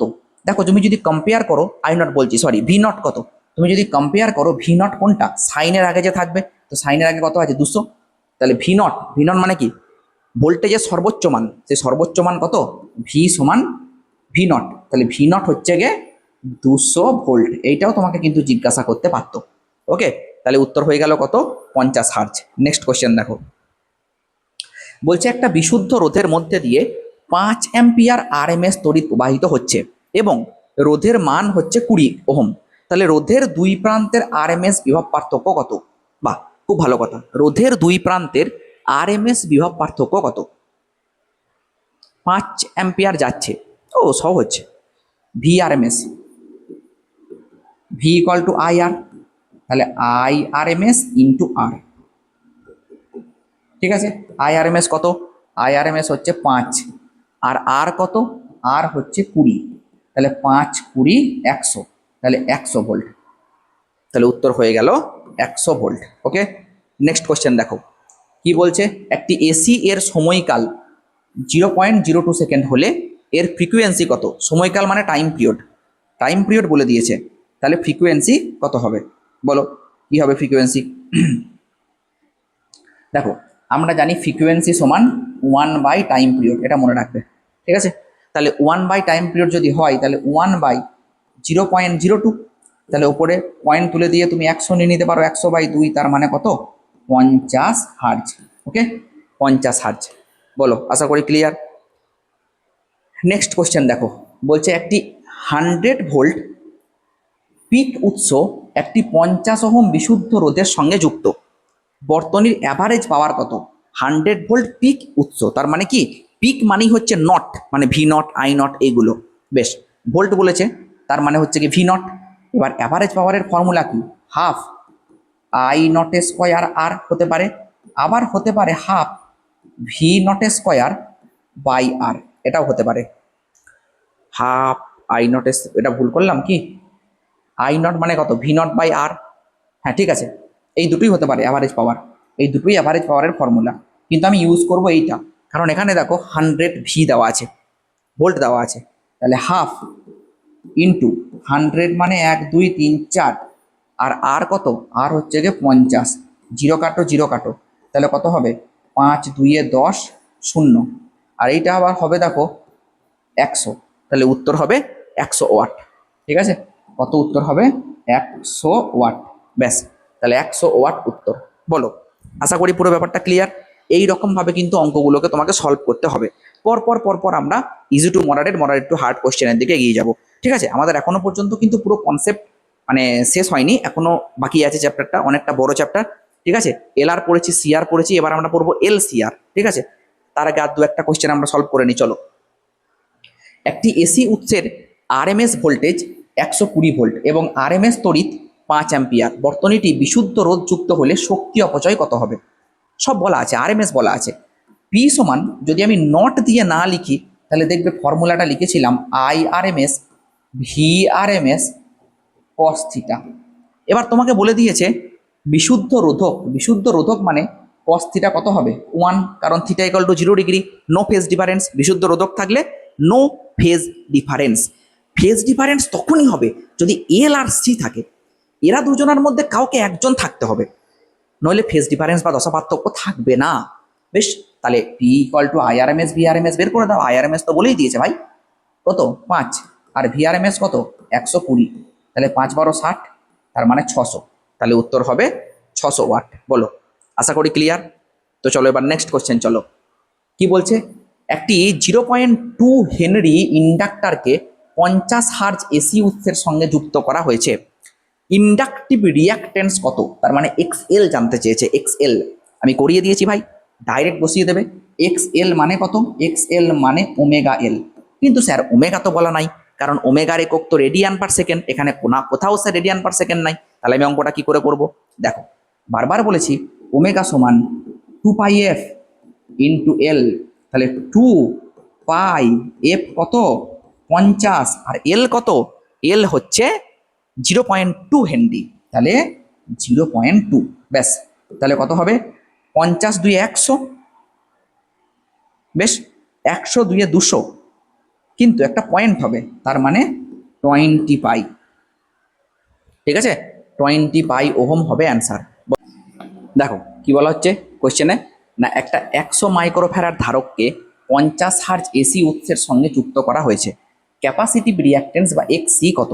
আমরা পড়ে ফেলেছি যে এক্স সি ইকুয়াল টু 1/ওমেগা সি, তাহলে 1/2 পাই এফ ইন্টু সি, কারণ ওমেগা সমান 2 পাই এফ, এটা আমরা জানি। বেশ, তাহলে 1/2 পাই এফ এর জায়গায় 50 আর সি এর জায়গায় কত লিখবো 100 মাইক্রোফ্যারাড, তার মানে 100 গণিত 10⁻⁻6।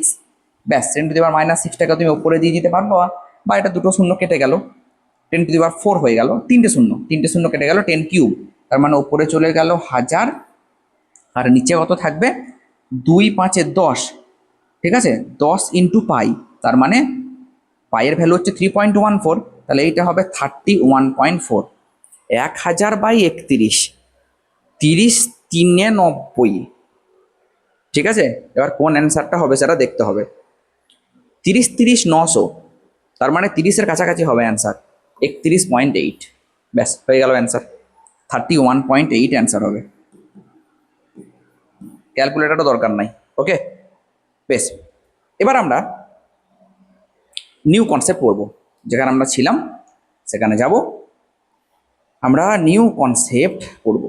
তো নিউ কনসেপ্ট কি বলছে, আমরা যেখানে ছেড়ে এসেছিলাম আর কি, আমরা এলআর সার্কিট পড়েছিলাম, এবার আমরা পড়বো এলসিআর সার্কিট। দেখো, এবার আমরা কি পড়বো এলসিআর সার্কিট। তার মানে এলআর ছিল, সিআর ছিল, এবার এল সি এবং আর তিনজনাই থাকবে, তাহলে এল সি আর, এল সি আর তিনটেই থাকবে। ঠিক আছে, এইটা হচ্ছে একটা এসি উৎস। ভি ইকুয়াল টু কি, V not sine omega T, LCR circuit. তো এলসিআর সার্কিটে, হ্যাঁ, ওই ট্রায়াঙ্গেলটা আমি যখন আঁকবো, যে প্রতিরোধ ত্রিভুজ, সেই প্রতিরোধ ত্রিভুজটা কীরকম হবে, এটা এখানে আঁকা যাবে না, এটা নিচে আঁকতে হবে। দেখো, এইটা হচ্ছে প্রতিরোধ ত্রিভুজ, তাহলে এইটা হচ্ছে আর। এবার এখানে তো স্যার এলও আছে, সিও আছে, তাহলে এখানে লিখবো X L minus X C, আর এইটা হবে জেড। ঠিক আছে, কারণ এখানে ক্যাপাসিটিভ রিঅ্যাকটেন্সও আছে আবার ইন্ডাকটিভ রিঅ্যাকটেন্সও আছে। তাহলে জেড ইকুয়াল টু, আমি আরও ভেঙে লিখতে গেলে কি লিখব, R square plus omega L minus 1/ওমেগা সি তার স্কোয়ার, কারণ লম্ব স্কোয়ার প্লাস ভূমি স্কোয়ার ইকুয়াল টু অতিভুজ স্কোয়ার। ঠিক আছে, ব্যাস হয়ে গেল। তাহলে আমি এখানে জেড পেয়ে গেলাম। এই জেডটাকে অবশ্যই কিন্তু মনে রাখবে, এই জেডটাকে অবশ্যই তোমরা মনে রাখবে, এটা কিন্তু কাজে লাগবে। আর এইটা হচ্ছে থিটা, তাহলে তোমাকে যদি থিটা বের করতে বলে তাহলে তুমি কি বলবে, যে tan theta is equals two লম্ব বাই ভূমি। লম্ব কত, লম্ব হচ্ছে ওমেগা এল মাইনাস 1/ওমেগা সি, আর ভূমি কত আর। ব্যাস, এখান থেকে তুমি থিটা বের করে নিতে পারবে। আর যদি বলে যে কস থিটা বের করতে, কস থিটার গল্প সেই একই গল্প, ভূমি বাই অতিভুজ। ব্যাস, ডান। ঠিক আছে, বেশ, তো হলো, শিখে গেলে। এইবার এই জায়গাটায় একটা ফান্ডা আছে, বিশাল ইম্পর্ট্যান্ট একটা জিনিস আছে যেখান থেকে কোশ্চেন হয়ই হয়। দেখো, তুমি বলছো যে স্যার জেড ইকুয়াল টু এইটা, তাহলে কারেন্ট কত, আমি বলবো I equal to V by Z. তার মানে জেড যদি কমে তাহলে আই বাড়বে, প্রতিরোধ যদি বাড়ে তাহলে কারেন্ট বাড়বে। প্রতিরোধ কমলে কত হবে, প্রতিরোধ সব থেকে কমতে পারে যদি এই টার্মটা জিরো হয়ে যায়, এইটা যদি জিরো হয়ে যায়, এইটা জিরো হলে এইটা মিনিমাম হবে। তাহলে Z equal to Z min when omega L equal to 1/ওমেগা সি। তবে এটা তো আর যে কোনো ফ্রিকোয়েন্সিতে হবে না, একটা স্পেসিফিক ফ্রিকোয়েন্সি আমি ধরে নিলাম ওমেগা নট। যখন কম্পাঙ্ক ওমেগা নট তখন এইটা হবে, আমি এটা ধরে নিলাম কৌণিক কম্পাঙ্ক। ঠিক আছে, তাহলে ওমেগা এল আর ওমেগা সি 1/ওমেগা সি যদি দুটো সেম হয়ে যায় তাহলে কি হবে, বিয়োগ হয়ে জিরো হয়ে যাবে যদি দুটো সেম হয়ে যায়। তাহলে জিরো হলে শুধু জেড ইকুয়াল টু আর পড়ে থাকবে, তখন হয়ে যাবে কত, জেড ইকুয়াল টু আর। ঠিক আছে, তো যখন এইটা হবে এই ঘটনাটাকে বলা হবে রেজোন্যান্স। কেন রেজোন্যান্স বলি, কারণ এই সময় কারেন্ট হয় ম্যাক্সিমাম, বাধা মিনিমাম, কারেন্ট ম্যাক্সিমাম, এই ঘটনাটাকে বলা হয় রেজোন্যান্স। ঠিক আছে, কি বলা হয়, রেজোন্যান্স বা অনুনাদ, রেজোন্যান্স বলা হয়, আর বাংলায় বলে কি, অনুনাদ। অবশ্যই মনে রাখবে, খুবই ইম্পর্টেন্ট। এবার ওমেগা নট গুণ করে দাও, তাহলে কত হবে, ওমেগা নটের স্কোয়ার ইকুয়াল টু 1/LC। তাহলে ওমেগা নট ইকুয়াল টু কত, omega nought equal to 1/√LC। Omega nought equal to 1/√LC। এবার ওমেগা নটের জায়গায় তুমি এটা লিখতে পারো 2πf। তাহলে ওমেগা নটের জায়গায় লিখতে পারো 2πf 1/√LC। ঠিক আছে, কারণ আমি শিখিয়েছি ওমেগা ওমেগা নট সমান 2πf, কিন্তু এফ না লিখে কেন, তাহলে এফ নট নাও, কারণ যেহেতু একটা স্পেসিফিক ফ্রিকোয়েন্সি, যে ফ্রিকোয়েন্সিতে ঘটনাটা ঘটছে, অনুনাদ সৃষ্টি হচ্ছে, সেই ফ্রিকোয়েন্সিটাকে আমি এফ নট ধরলাম। তাহলে 2πf not equal to 1/√LC। তাহলে এখান থেকে আমি বলতে পারি এফ নট কত, F not equal two 1/2π√LC, 1/2π√LC। এইটা মনে রাখবে। এইটাকে কি বলা হয় জানো, এইটাকে বলা হয় অনুনাদি কম্পাঙ্ক, অনুনাদি কম্পাঙ্ক, এটাকে বলা হয় অনুনাদি কম্পাঙ্ক। এটা অবশ্যই মনে রাখবে। এই কম্পাঙ্কতে কারেন্ট হয় ম্যাক্সিমাম, কি হয়, কারেন্ট হয় ম্যাক্সিমাম। ওকে, বেশ, তাহলে আমি যদি গ্রাফটা প্লট করি তাহলে গ্রাফটা কীরকম হবে একটু তোমাদেরকে দেখিয়ে দিই। দেখো, অনুনাদি কম্পাঙ্কের গ্রাফ যদি প্লট করি তাহলে এই দিকটা নিলাম কারেন্ট, এই দিকটা নিলাম ফ্রিকোয়েন্সি বা কম্পাঙ্ক। ঠিক আছে, দেখো এই দিকটা কারেন্ট নিয়েছি আই, আর এই দিকটা নিয়েছি কম্পাঙ্ক এফ। তাহলে এর যে গ্রাফটা হবে সেই গ্রাফটা হবে এরকম, এইটা। ঠিক আছে, তাহলে এই যে dot dot dot dot dot dot dot dot এইটা হচ্ছে এফ নট, যেখানে কারেন্ট ম্যাক্সিমাম মানে আই নট। বোঝা গেল, এইটাই হচ্ছে এফ নট, যেটা বলছি আমি অনুনাদি কম্পাঙ্ক, যে কম্পাঙ্কে কারেন্ট হবে ম্যাক্সিমাম, যে কম্পাঙ্কে কারেন্ট হবে ম্যাক্সিমাম। বলো, আশা করি ক্লিয়ার, আশা করি ক্লিয়ার। ঠিক আছে, দেখো এবার এর দুই পাশে আমি এমন একটা জায়গা পাবো F1 আর F2, যে জায়গাতে বা যে কম্পাঙ্কের জন্য এই আই নট হয়ে যাবে I0/√2, বা ভি হয়ে যাবে V0/√2। এমন দুটো ফ্রিকোয়েন্সি পাবো, এমন দুটো কম্পাঙ্ক আমি পাবো, যে কম্পাঙ্কতে কারেন্ট হবে ম্যাক্সিমামের 1/√2 গুণ। সেই কম্পাঙ্ক দুটোর বিয়োগ করলে আমি যেটা পাবো F2 - F1, একে বলবো ব্যান্ড উইথ বা পটিপ্রস্থ। এটাকে ডেল্টা ওমেগা দিয়েও লেখা হয়, ω2 - ω1। তাহলে এর করেসপন্ডিং যেটা হবে সেটা ω1, আর এর করেসপন্ডিং যেটা হবে সেটা ω2। তাহলে এটাকে কি বলা হয়? ব্যান্ড উইথ বা পটিপ্রস্থ। বোঝা গেল কি বললাম? ঠিক আছে, বেশ। এবার এই যে এই গ্রাফটা, আমি যদি দুটো গ্রাফ এখানে প্লট করি, এই একটা গ্রাফ তুমি দেখছো আর আমি এই সাইডে আর একটা গ্রাফ প্লট করি, দেখো এই একটা গ্রাফ আমি টানলাম, আমি আর একটা গ্রাফ প্লট করছি। এই দুটো গ্রাফের মধ্যে পার্থক্য কি? তুমি বলবে স্যার এর যে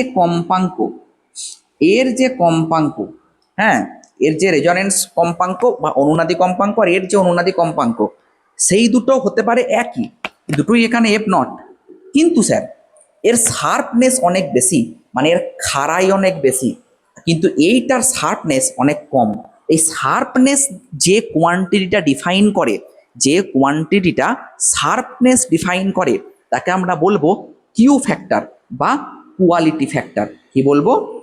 কোয়ালিটি ফ্যাক্টর। ঠিক আছে, কোয়ালিটি ফ্যাক্টর কি করে না রেজোনেন্স গ্রাফের শার্পনেস ডিফাইন করে, যে গ্রাফটা কতটা ফ্ল্যাট বা কতটা তীক্ষ্ণ। ওকে, বেশ। এবারে কিউ ফ্যাক্টরের ডেফিনেশন কি? যে শার্পনেস অফ রেজোনেন্সকে কোন ফ্যাক্টর দিয়ে মেজার করা হয়? Q factor. ঠিক আছে, তো কিউ ফ্যাক্টর সম্পর্কে তো আমরা জানলাম, ঠিক আছে, নো প্রবলেম। কিন্তু কিউ ফ্যাক্টরের এক্সপ্রেশন কি? কিউ ফ্যাক্টরকে লেখা হয় কি দিয়ে বলো তো? ω0/Δω, এইটা দিয়ে লেখা হয় কিউ ফ্যাক্টরকে। ওকে, বেশ। এবার ω0 সমান আমরা কি পড়েছিলাম? ω0 সমান পড়েছিলাম, দেখো মনে করে একটু যদি মনে করো 1/2π, হ্যাঁ, √L/C, এটা আমরা পড়েছিলাম। আর ডেল্টা ওমেগা হচ্ছে R/L, এইটা। ওকে, এইটা হচ্ছে delta omega. Sir delta omega কি করে এলো? দেখো ডেল্টা ওমেগা হচ্ছে কি বললাম? Band with. তো এটা কিভাবে এলো মনে রাখার দরকার নেই, এটা লাগবেও না কিভাবে এলো, শুধু ফ্যাক্টরটা মনে রাখবে যে ব্যান্ড উইথ ডেল্টা ওমেগা এইটা হবে R/L, এইটা মনে রাখবে। ওকে, বেশ। তাহলে এটা যখন ওপরে গেল তখন কি হবে? ভগ্নাংশ তো, তাহলে 1/2π, ঠিক আছে, 1/√LC ইন্টু L/R। তাহলে এটাকে তুমি যদি সিম্পলিফাই করো কাটাকুটি করে, তাহলে 1/2π√L/C, ব্যাস, এইটা হয়ে গেল অ্যান্সার। তাহলে Q factor is equals to 1/2π√L/C। অবশ্যই মনে রাখবে কিউ ফ্যাক্টরের এক্সপ্রেশন। তাহলে এইটা হলো কি? এইটা হলো কিউ ফ্যাক্টরের এক্সপ্রেশন, 1/2π√L/C। বেশ, দেখো তোমাকে অনেক জায়গায় কিউ ফ্যাক্টরের এক্সপ্রেশন হিসাবে এটাও দিতে পারে যে কিউ ফ্যাক্টরের এক্সপ্রেশন কোনটা সেটা লেখো, তখন এটাও হতে পারে। দেখো তুমি এক্ষুনি বললে কিউ ফ্যাক্টর মানে কি হবে না ω0/Δω। আমি যদি ω0টাকে না ভাঙি তাহলে ω0 রেখে দিলাম, আর Δω মানে হচ্ছে R/L। তাহলে আমি এটাও লিখতে পারি যে ω0L/R, এইটাও হচ্ছে একটা কিউ ফ্যাক্টরের এক্সপ্রেশন, দুটোই হবে অ্যান্সার। ওকে, বেশ। তাহলে মোটামুটিভাবে আমাদের LR circuit, CR circuit, LCR circuit, pure R, pure L, pure C, everything is complete. Okay, এবার আমরা দেখব যে ট্রান্সফরমার কি জিনিস, কি বৃত্তান্ত, সেটা দেখব। ট্রান্সফরমার, দেখো ট্রান্সফরমারে দুটো কয়েল থাকে, একটা প্রাইমারি কয়েল, একটা সেকেন্ডারি কয়েল। ওকে, দুটো কয়েল, প্রাইমারি কয়েল আর সেকেন্ডারি কয়েল। এটা প্রাইমারি কয়েল আর এইখানে আছে সেকেন্ডারি কয়েল। প্রাইমারি কয়েলকে আমি পি দিয়ে লিখছি, যার নাম্বার অফ টার্ন হচ্ছে এনপি, আর সেকেন্ডারি কয়েলকে আমি এস দিয়ে লিখছি, যার নাম্বার অফ টার্ন হচ্ছে এনএস। এর মধ্যে কারেন্ট আসছে, আর ঠিক এইখানে কারেন্ট আসার জন্য এখানে ফ্লাক্স লিঙ্ক হচ্ছে। কি লিঙ্ক হচ্ছে? Flux link. ঠিক আমি এরকম তোমাদেরকে পড়িয়েছিলাম কোথায় বলো তো, যারা তড়িৎচুম্বকীয় আবেশ ক্লাস করেছো সেখানে মিউচুয়াল ইন্ডাকটেন্স যখন তোমাদেরকে পড়িয়েছিলাম সেখানে আমি এই কথাটা বলেছিলাম যে পাশাপাশি দুটো কয়েল যদি থাকে বা ওপরে ওপরে দুটো কয়েল যদি জড়ানো থাকে, একটার মধ্যে কারেন্ট গেলে অন্যটাতে কারেন্ট তৈরি হবে, আর তার নাম আবিষ্ট কারেন্ট। আর এই আবিষ্ট কারেন্টের নীতিতেই কিন্তু বা আবেশের নীতিতেই কিন্তু বা পারস্পরিক আবেশের নীতিতেই কিন্তু ট্রান্সফরমার কাজ করে। তাহলে ট্রান্সফরমারের প্রিন্সিপাল কি? পারস্পরিক আবেশ বা মিউচুয়াল ইন্ডাকটেন্স। ট্রান্সফরমার দিয়ে আমরা কি করি স্যার? ট্রান্সফরমার দিয়ে আমরা লো ভোল্টেজকে হাই ভোল্টেজ করতে পারি, হাই ভোল্টেজকে লো ভোল্টেজ করতে পারি। দু রকমের ট্রান্সফার হয়, একটা স্টেপ আপ ট্রান্সফরমার আর একটা হচ্ছে step down transformer. Step up ট্রান্সফরমারে কি হয়? স্টেপ আপ তার মানে লো ভোল্টেজকে হাই ভোল্টেজ করতে পারি, আর স্টেপ ডাউনে কি হয়? হাই ভোল্টেজকে লো ভোল্টেজ করতে পারি। তো কিভাবে কাজ করে এটা আমরা একটুখানি দেখে নিই। দেখো, তাহলে এনপি আর এনএস, তাহলে এইটা হচ্ছে প্রাইমারি কয়েল। প্রাইমারি মানে হচ্ছে তুমি কারেন্ট পাঠাচ্ছ, আর সেকেন্ডারি কয়েল মানে হচ্ছে তুমি কারেন্ট পাঠাচ্ছ না, এর জন্য এখানে কারেন্ট তৈরি হচ্ছে দিয়ে তোমার বাড়িতে আসছে। তোমার পাড়ার মোড়ে যে ট্রান্সফরমারটা থাকে সেটা আসলে স্টেপ ডাউন ট্রান্সফরমার, কারণ পাওয়ার হাউস থেকে তোমার বাড়ি মানে পাড়ার মোড় পর্যন্ত 440 ভোল্ট আসছে, আর ওই 440 ভোল্ট 220 ভোল্টে কনভার্ট হয়ে তোমার বাড়িতে আসছে। তাহলে কি হলো? স্টেপ আপ না step down? Step down transformer. তাহলে ট্রান্সফরমার দু প্রকার, কি কি বললাম? একটা হচ্ছে কি স্টেপ আপ ট্রান্সফরমার, আর একটা কি, আর একটা হচ্ছে স্টেপ ডাউন ট্রান্সফরমার। ঠিক আছে, স্টেপ আপ ট্রান্সফরমার আর স্টেপ ডাউন ট্রান্সফরমার। ঠিক আছে, যদি স্টেপ আপ ট্রান্সফরমার হয় মনে রাখবে, হ্যাঁ এখানটা লিখে দিচ্ছি আমি, কোথা লিখবো বলো তো, এখানে লিখে দিই। স্টেপ আপ যদি হয় তাহলে হবে N S greater than NP, তার মানে সেকেন্ডারিতে নাম্বার অফ টার্ন প্রাইমারির থেকে বেশি। আর যদি স্টেপ ডাউন ট্রান্সফরমার হয় তাহলে হবে N S less than NP, তার মানে সেকেন্ডারিতে নাম্বার অফ টার্নস প্রাইমারির থেকে কম। তাহলে এটা হচ্ছে স্টেপ আপ, এটা হচ্ছে স্টেপ ডাউন। আশা করি তোমাদের কাছে পুরো ব্যাপারটা ক্লিয়ার। ওকে, বেশ। দেখো, এটা স্বাভাবিক, কারণ আমরা যখন তড়িৎচুম্বকীয় আবেশ পড়েছিলাম সেখানে একটা কথা বলেছিলাম বারবার, যে যদি নাম্বার অফ টার্নস বেশি থাকে তাহলে কিন্তু কারেন্ট বেশি উৎপন্ন হবে, কারণ তড়িৎচালক বল বেশি আবিষ্ট হবে। কারণ তুমি কি বলেছিলে যখন তুমি ই এর এক্সপ্রেশন লিখছিলে তখন কি বলছিলে? ডি ফাই ডিটি বলছিলে, একদম ঠিক। এবার ফাই এর মধ্যে কি ঢুকে আছে? ফাই মানে তো এন বি এ, তাই না? N B A cos theta, তাহলে এই তো এন ঢুকে আছে না, তাহলে এন যদি থাকে তাহলে তো এন এন যদি বাড়ে তাহলে তো ইও বাড়বে। ই মানে আবিষ্ট তড়িৎচালক বল, তাহলে পুরোপুরি কিন্তু আবিষ্ট তড়িৎচালক বল কার উপর ডিপেন্ড করছে? এন এর ওপর ডিপেন্ড করছে। কার উপর ডিপেন্ড করছে? এন এর ওপর ডিপেন্ড করছে। আশা করি তোমাদের কাছে পুরো ব্যাপারটা ক্লিয়ার। ওকে, এবার দেখো, এবার দেখো, তো N S less than NP, okay done, no problem. এবার দেখব যে ট্রান্সফরমারে আমি কিভাবে বের করতে পারবো যে এখানে কারেন্ট গেলে এখানে কত কারেন্ট তৈরি হচ্ছে, এখানে ভোল্টেজ এত হলে এখানে কত ভোল্টেজ তৈরি হচ্ছে, সেই পুরো ব্যাপারটা কিন্তু আমি এখান থেকে বের করতে পারবো। ওকে, চলো দেখি কি করে কি সলভ করব। দেখো, যদি বলি, আচ্ছা একটা ফর্মুলা ভালো করে মনে রাখবে, যে যদি আমি নাম্বার অফ টার্ন বাড়াই তাহলে কারেন্টও বাড়বে, এটা তোমরা আগের চ্যাপ্টারও পড়েছিলে। তাহলে কারেন্ট মানে ভোল্টেজ বাড়বে, ভি ভ্যারিজাস এন, এটা আমি বলতে পারি। ঠিক আছে, যত আমি নাম্বার অফ টার্নস বাড়াবো তত ইএমএফ বাড়বে বা ভোল্টেজ বাড়বে। তার মানে আমি যদি এখানে লিখি যে VP by VS equal to এখানে হয়ে যাবে এনপি বাই এনএস। এই ফর্মুলাটা তোমরা অবশ্যই মনে রাখবে। তার মানে কি? মানে প্রাইমারির ইএমএফ বাই সেকেন্ডারির EMF equal to primary number of turns by secondary number of turns. প্রাইমারির ইএমএফ, সেকেন্ডারির EMF, primary number of turns by সেকেন্ডারির নাম্বার অফ টার্নস। বলো, আশা করি পুরো ব্যাপারটা তোমাদের কাছে ক্লিয়ার। ডান। তাহলে VP by VS equal to NP by NS. বেশ, যদি কোনো আদর্শ ট্রান্সফরমার হয়, ঠিক আছে, কীরকম ট্রান্সফরমার হয়? আদর্শ ট্রান্সফরমার যদি হয়, আদর্শ ট্রান্সফরমার যদি হয় তাহলে কোনো পাওয়ার লস হবে না। কি লিখবো? নো পাওয়ার লস, কোনো পাওয়ার লস হবে না। আর যদি কোনো পাওয়ার লস না হয় তাহলে আইপি ভিপি যা হবে আইএস ভিএস তাই হবে। তার মানে যে পাওয়ার তুমি ইনপুট করবে ঠিক সেই পাওয়ার আউটপুটে পাবে। ঠিক আছে, input power equal to output power. কোন ক্ষেত্রে? যদি আইডিয়াল ট্রান্সফরমার হয় সেই ক্ষেত্রে হবে এটা input power equal to output power, IPVP equal to ISVS. তার মানে তুমি এখান থেকে একটা জিনিস বুঝে গেলে যে sir VP by VS equal to কিন্তু হবে স্যার আইএস বাই আইপি। তাহলে ভিপি বাই ভিএস যদি এখানে আমি যদি এই জায়গাটাই বলি, এই জায়গাটাই VP by VS equal to যদি এনপি বাই এনএস হয়, তাহলে IP by IS equal to কী হবে? উল্টে যাবে, কত হবে? এনএস বাই এনপি হবে। এইটা হয়ে যাবে এনএস বাই এনপি।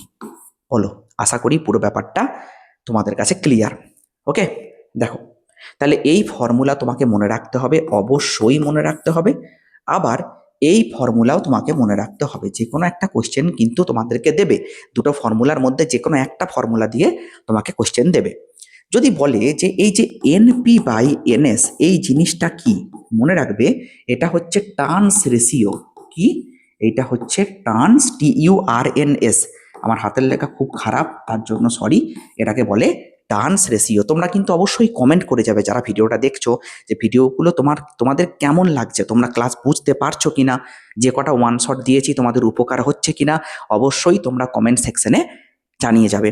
আর এটাও তোমরা জানিয়ে যাবে যে এরপরে তোমরা কোন ক্লাস চাও। আর দেখো ক্লাস 12-এর জন্য কিন্তু প্রত্যেকটা দিন প্র্যাকটিস সেট আসছে, এই প্র্যাকটিস সেটগুলো রেগুলার বেসিসে প্র্যাকটিস করে যাবে। ঠিক আছে, দেখবে পরীক্ষার সময় প্রচুর প্রচুর হেল্প হবে। হ্যাঁ, কারণ প্র্যাকটিস সেটে আমি সেই সমস্ত কোশ্চেনগুলোই নিচ্ছি, যে কোশ্চেনগুলো এক্সাম ওরিয়েন্টেড কোশ্চেন, যেগুলো পরীক্ষায় আসার মতো কোশ্চেন। বুঝতে পেরেছ? বেশ, এবার দেখো, ডান। তাহলে আমরা টার্নস রেশিও কী জিনিস সেটাও কিন্তু পেয়ে গেলাম। এবার চলো আমরা কিছু কোশ্চেন অ্যান্সার সলভ করি, দেখি যে এই চ্যাপ্টার থেকে কীরকম কোশ্চেন আরও আসতে পারে, বা এই রিলেটেড কোশ্চেন আমরা কিছু সলভ করি। দেখো কি বলা হচ্ছে, একটি আরএল বর্তনীতে R equal to 10, XL equal to 10 voltage এবং কারেন্টের মধ্যে দশা পার্থক্য কত? দেখো তোমাকে প্রতিরোধ ট্রায়াঙ্গেলটা প্রথমেই এঁকে নিতে হবে। তোমাদেরকে আমি বারবার বলেছি সব কেসে, সমস্ত কেসে প্রতিরোধ ট্রায়াঙ্গেলের ভূমি হবে সবসময় আর।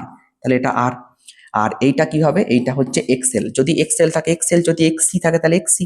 ঠিক আছে, তাহলে ফেজ অ্যাঙ্গেল কত? ফেজ অ্যাঙ্গেল তোমাদেরকে আমি শিখিয়েছি ট্যান থিটা। তাহলে tan theta is equals two লম্ব বাই ভূমি। তাহলে লম্ব কত? এক্সএল, আর ভূমি কত? আর। এক্সএল বলা আছে, এক্সএল বলা আছে 10, আর বলা আছে 10, তাহলে কত? 1। তার মানে থিটা সমান কত ডিগ্রি? থিটা সমান 45 ডিগ্রি। বলো, I think that clear. Theta সমান 45 ডিগ্রি। নেক্সট কোয়েশ্চেন দেখো, বলছে একটি আরসি বর্তনীতে আর ইকুয়াল টু 30 আর এক্স সি ইকুয়াল টু 40, তাহলে বর্তনীর পাওয়ার ফ্যাক্টর কত? দেখো power factor P is equal to cos theta, এইটা মাথায় রাখতে হবে। স্যার কস থিটা আমি কি করে বুঝবো? তুমি আবার ট্রায়াঙ্গেলটাকে ড্র করো। তাহলে তুমি ট্রায়াঙ্গেলটাকে যখনই ড্র করে দিলে তখন একটা জিনিস তো তুমি ক্লিয়ার হয়ে গেলে ভাই, যে এইটা হবে আর, আর এইটা হবে এক্স সি। তাহলে থিটা আমাকে বের করে নিতে হবে tan theta. Tan theta equal two কি হবে? ট্যান থিটা হবে ডাইরেক্ট কট থিটা, কস থিটা চাই না। আচ্ছা আচ্ছা আচ্ছা, কস থিটা এখান থেকে আসবে না, তাহলে অতিভুজটা লাগবে। অতিভুজ ইকুয়াল টু কি হবে? এক্স সি স্কোয়ার প্লাস আর স্কোয়ার, আর এইটাই তো জেড, তাই না? তাহলে এবার বলো তো যে কস থিটা কি হবে? কস থিটা হবে ভূমি বাই অতিভুজ। স্যার ভূমি তো 30, তাহলে ভূমির জায়গায় তুমি 30 বসিয়ে দাও। আর অতিভুজ কত স্যার? অতিভুজ হচ্ছে দেখো 30 আর 40, এইটা 30 এইটা 40, তাহলে এইটা হবে 50। ঠিক আছে, 50 পিথাগোরাস ট্রিপলেট। ঠিক আছে, 0 0 কেটে দাও, তাহলে 3/5।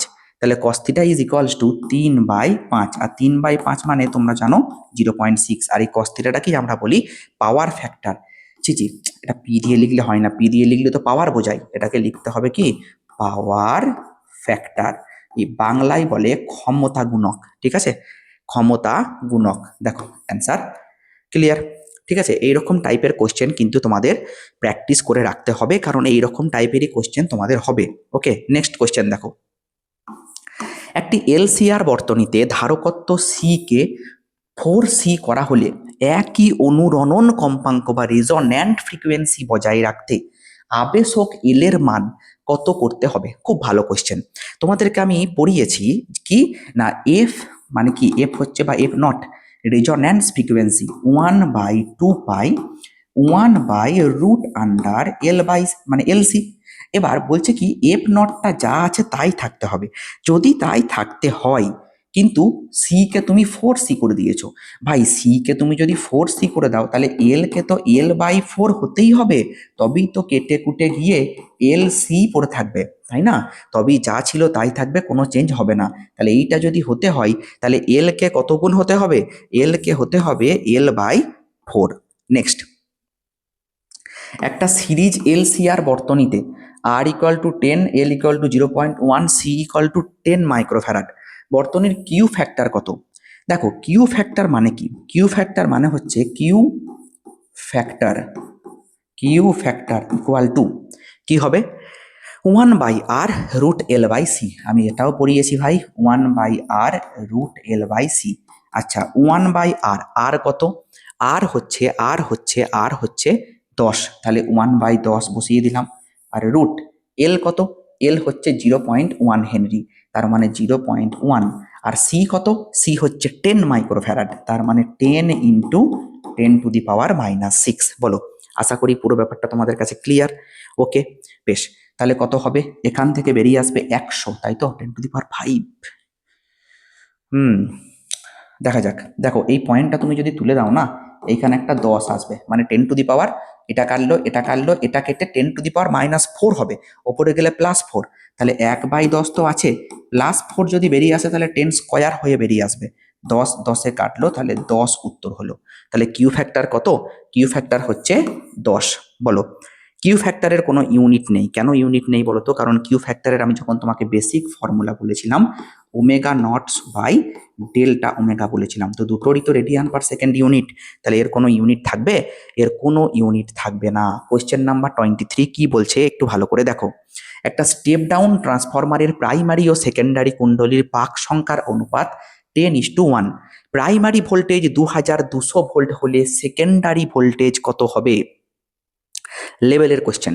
প্রাইমারি ভোল্টেজ এত হলে সেকেন্ডারি ভোল্টেজ কত হবে?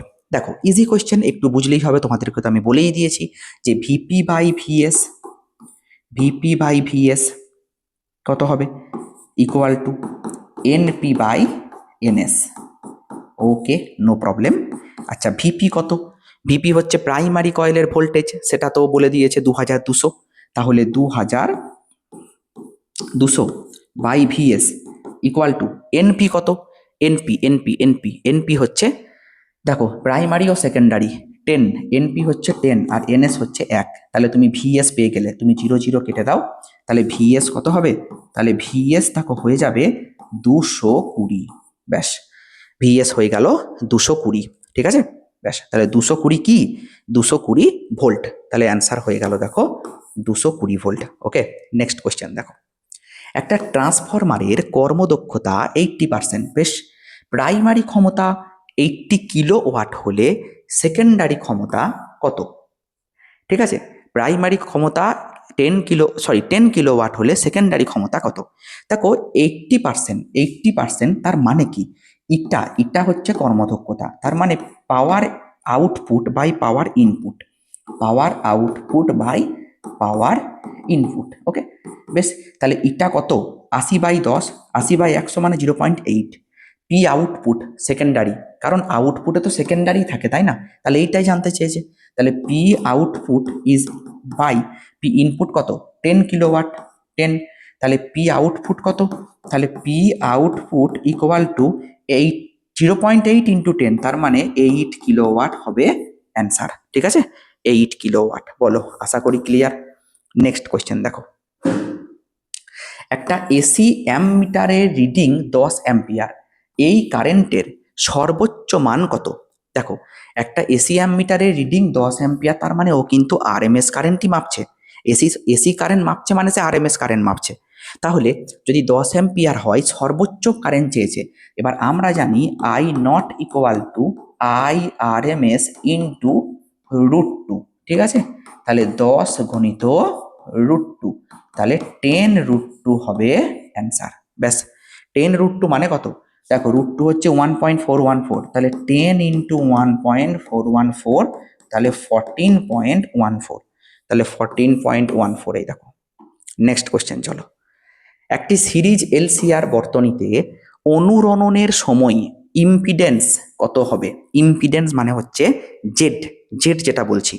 দেখো জেড যখন তুমি লিখছো তখন একটা জিনিস বুঝতে হবে তোমাকে যে তুমি এখানে কি কি লিখছো। একটা হচ্ছে R square plus omega L minus 1/ওমেগা সি তার স্কোয়ার। বেশ, এবার equal to root under R square plus omega L equal to যদি 1/ওমেগা সি হয়, কি বললাম, ওমেগা এল ইকুয়াল টু যদি 1/ওমেগা সি হয় তবেই তো অনুরণন সৃষ্টি হবে বা রেজনেন্স তৈরি হবে। যদি এটা হয় তাহলে এই ব্র্যাকেটটা 0 হয়ে যাবে, আর এই ব্র্যাকেটটা যদি 0 হয়ে যায় তাহলে এখানে 0 হয়ে যাবে, তাহলে জেড ইকুয়াল টু কত হবে? আর হয়ে যাবে। তাহলে উত্তর রোধ আর এর সমান হবে, ইম্পিডেন্স হবে রোধ আর এর সঙ্গে সমান। একটি আদর্শ ইন্ডাক্টর এর মধ্যে দিয়ে এসি প্রবাহিত হলে এক পূর্ণ চক্রে গড় শক্তি অপচয় কত? এক পূর্ণ চক্রে গড় শক্তি অপচয় 0। আমরা প্রমাণ করেছি, যারা ক্লাসটা মন দিয়ে করেছো তারা বুঝে গেছো কেন বললাম। কারণ আদর্শ ইন্ডাক্টর বা আদর্শ ক্যাপাসিটারে কোনো রকম কোনো ক্ষমতা অপচয় হয় না, তাই এই কারেন্টকে বলে ওয়াটলেস কারেন্ট। ওকে, বেশ, এবার আমরা চলে যাব নেক্সট কোয়েশ্চেনে। কি বলছে দেখো, বলছে ইন্ডাকটিভ রিয়াক্ট্যান্স এক্সএল এবং কম্পাঙ্ক এফ এর মধ্যে সম্পর্ক নির্দেশক লেখচিত্রটি কেমন হবে? বা খুব ভালো কোয়েশ্চেন। আমরা জানি XL is equals two omega এল। এবার ওমেগার জায়গায় 2πf ইন্টু এল দেবো, তাহলে এক্সএল ভ্যারিজেস এফ, ঠিক আছে, তার মানে সরল সম্পর্ক। ওকে, তাহলে কি হবে না মূল বিন্দুগামী সরল লেখা। নেক্সট কোয়েশ্চেন দেখো, বলছে যদি এসি এর কম্পাঙ্ক দ্বিগুণ করা হয় তবে একটি ধারকের ক্যাপাসিটিভ রিয়াক্টেন্স কি হবে? দেখো ধারকের ক্যাপাসিটিভ রিয়াক্টেন্স এক্স সি সমান 1/ওমেগা সি। তো ওমেগা যদি দ্বিগুণ হয়ে যায় তাহলে X C dash equal to 2ωc হবে। তার মানে যা ছিল এক্স সি বাই 2 হয়ে যাবে, তাহলে উত্তর হয়ে যাবে কি অর্ধেক। ঠিক আছে, নেক্সট কোয়েশ্চেন দেখো, বলছে একটি সিরিজ এলসিআর বর্তনীতে ভিআর ইকুয়াল টু এত, ভিএল ইকুয়াল টু এত, ভিসি ইকুয়াল টু এত, বর্তনীর মোট এসি ভোল্টেজ কত? দেখো ভোল্টেজের ক্ষেত্রেও কিন্তু একই formula, V equal to root under V R square, okay, plus VL minus VC তার স্কোয়ার। তাহলে কি হলো বলো তো, রুট আন্ডার ভি আর কত 40, তাহলে 40-এর স্কোয়ার মানে কত 1600, ওকে, প্লাস ভিএল মাইনাস ভিসি যদি বলি 50 মাইনাস 20 তার মানে 30, তাহলে 30-এর স্কোয়ার মানে কত, 30-এর স্কোয়ার মানে আমি ডাইরেক্ট লিখে দিলাম 900। ঠিক আছে, চলো তাহলে এটা হয়ে গেল 900, 1600 প্লাস 900 মানে হচ্ছে 2500, তাহলে রুট থেকে বেরোলে 50। বলো ক্লিয়ার? তাহলে উত্তর হয়ে গেল 50 ভোল্ট। দেখো কত ইজি কোশ্চেনগুলো। তো এখানেই আমাদের আজকের ক্লাসটা শেষ হলো। ঠিক আছে, পুরো চ্যাপ্টারে যা যা ছিল আমরা সব পড়ে ফেলেছি মোটামুটি, এই থিওরির মধ্যে থেকেই কোশ্চেন আসে।